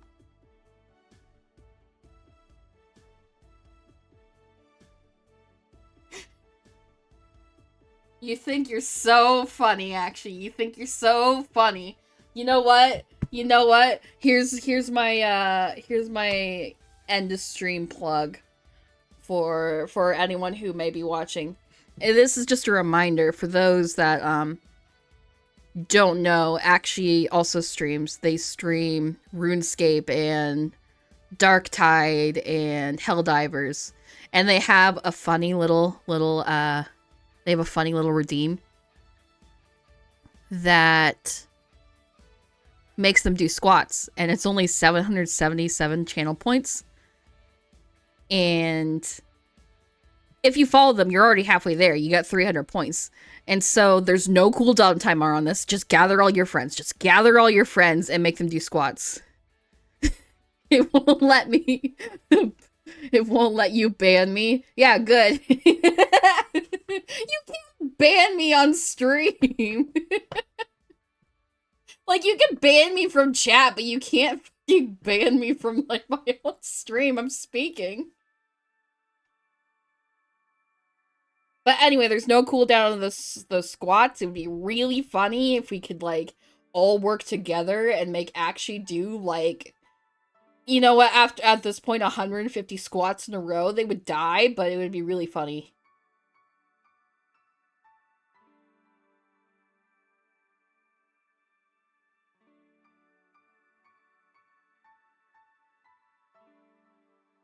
Okay.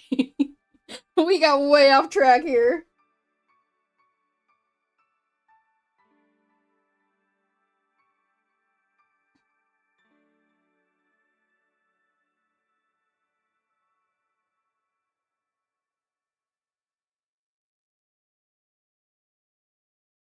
Sing.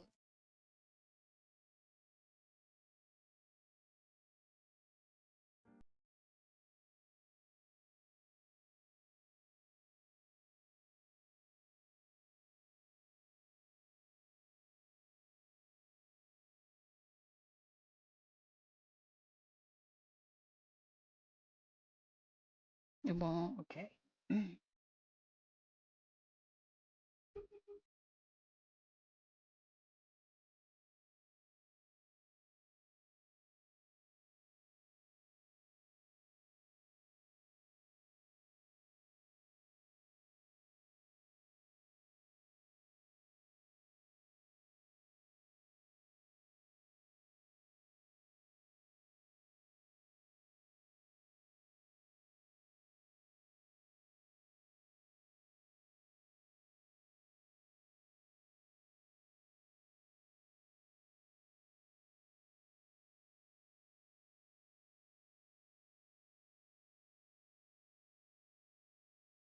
Okay.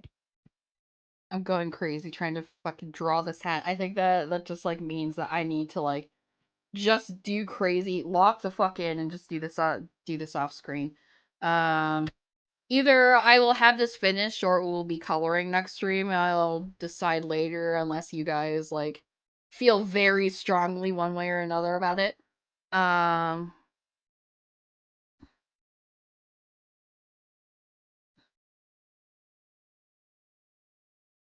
If you want, I should read us out. Yeah, I just don't want to, like, I'm nervous about, like, reading out to someone I don't know because I don't want to, like, come off as rude is the issue. But yeah, you can go ahead and rate us out. If it's Shroud, I'm removing you as a mod.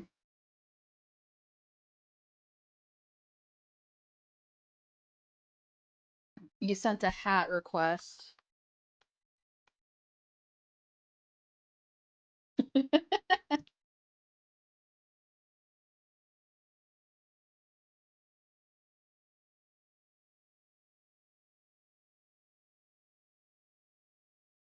Okay. That's a funny... Ooh, I'm gonna need to remove my music here. Yeah.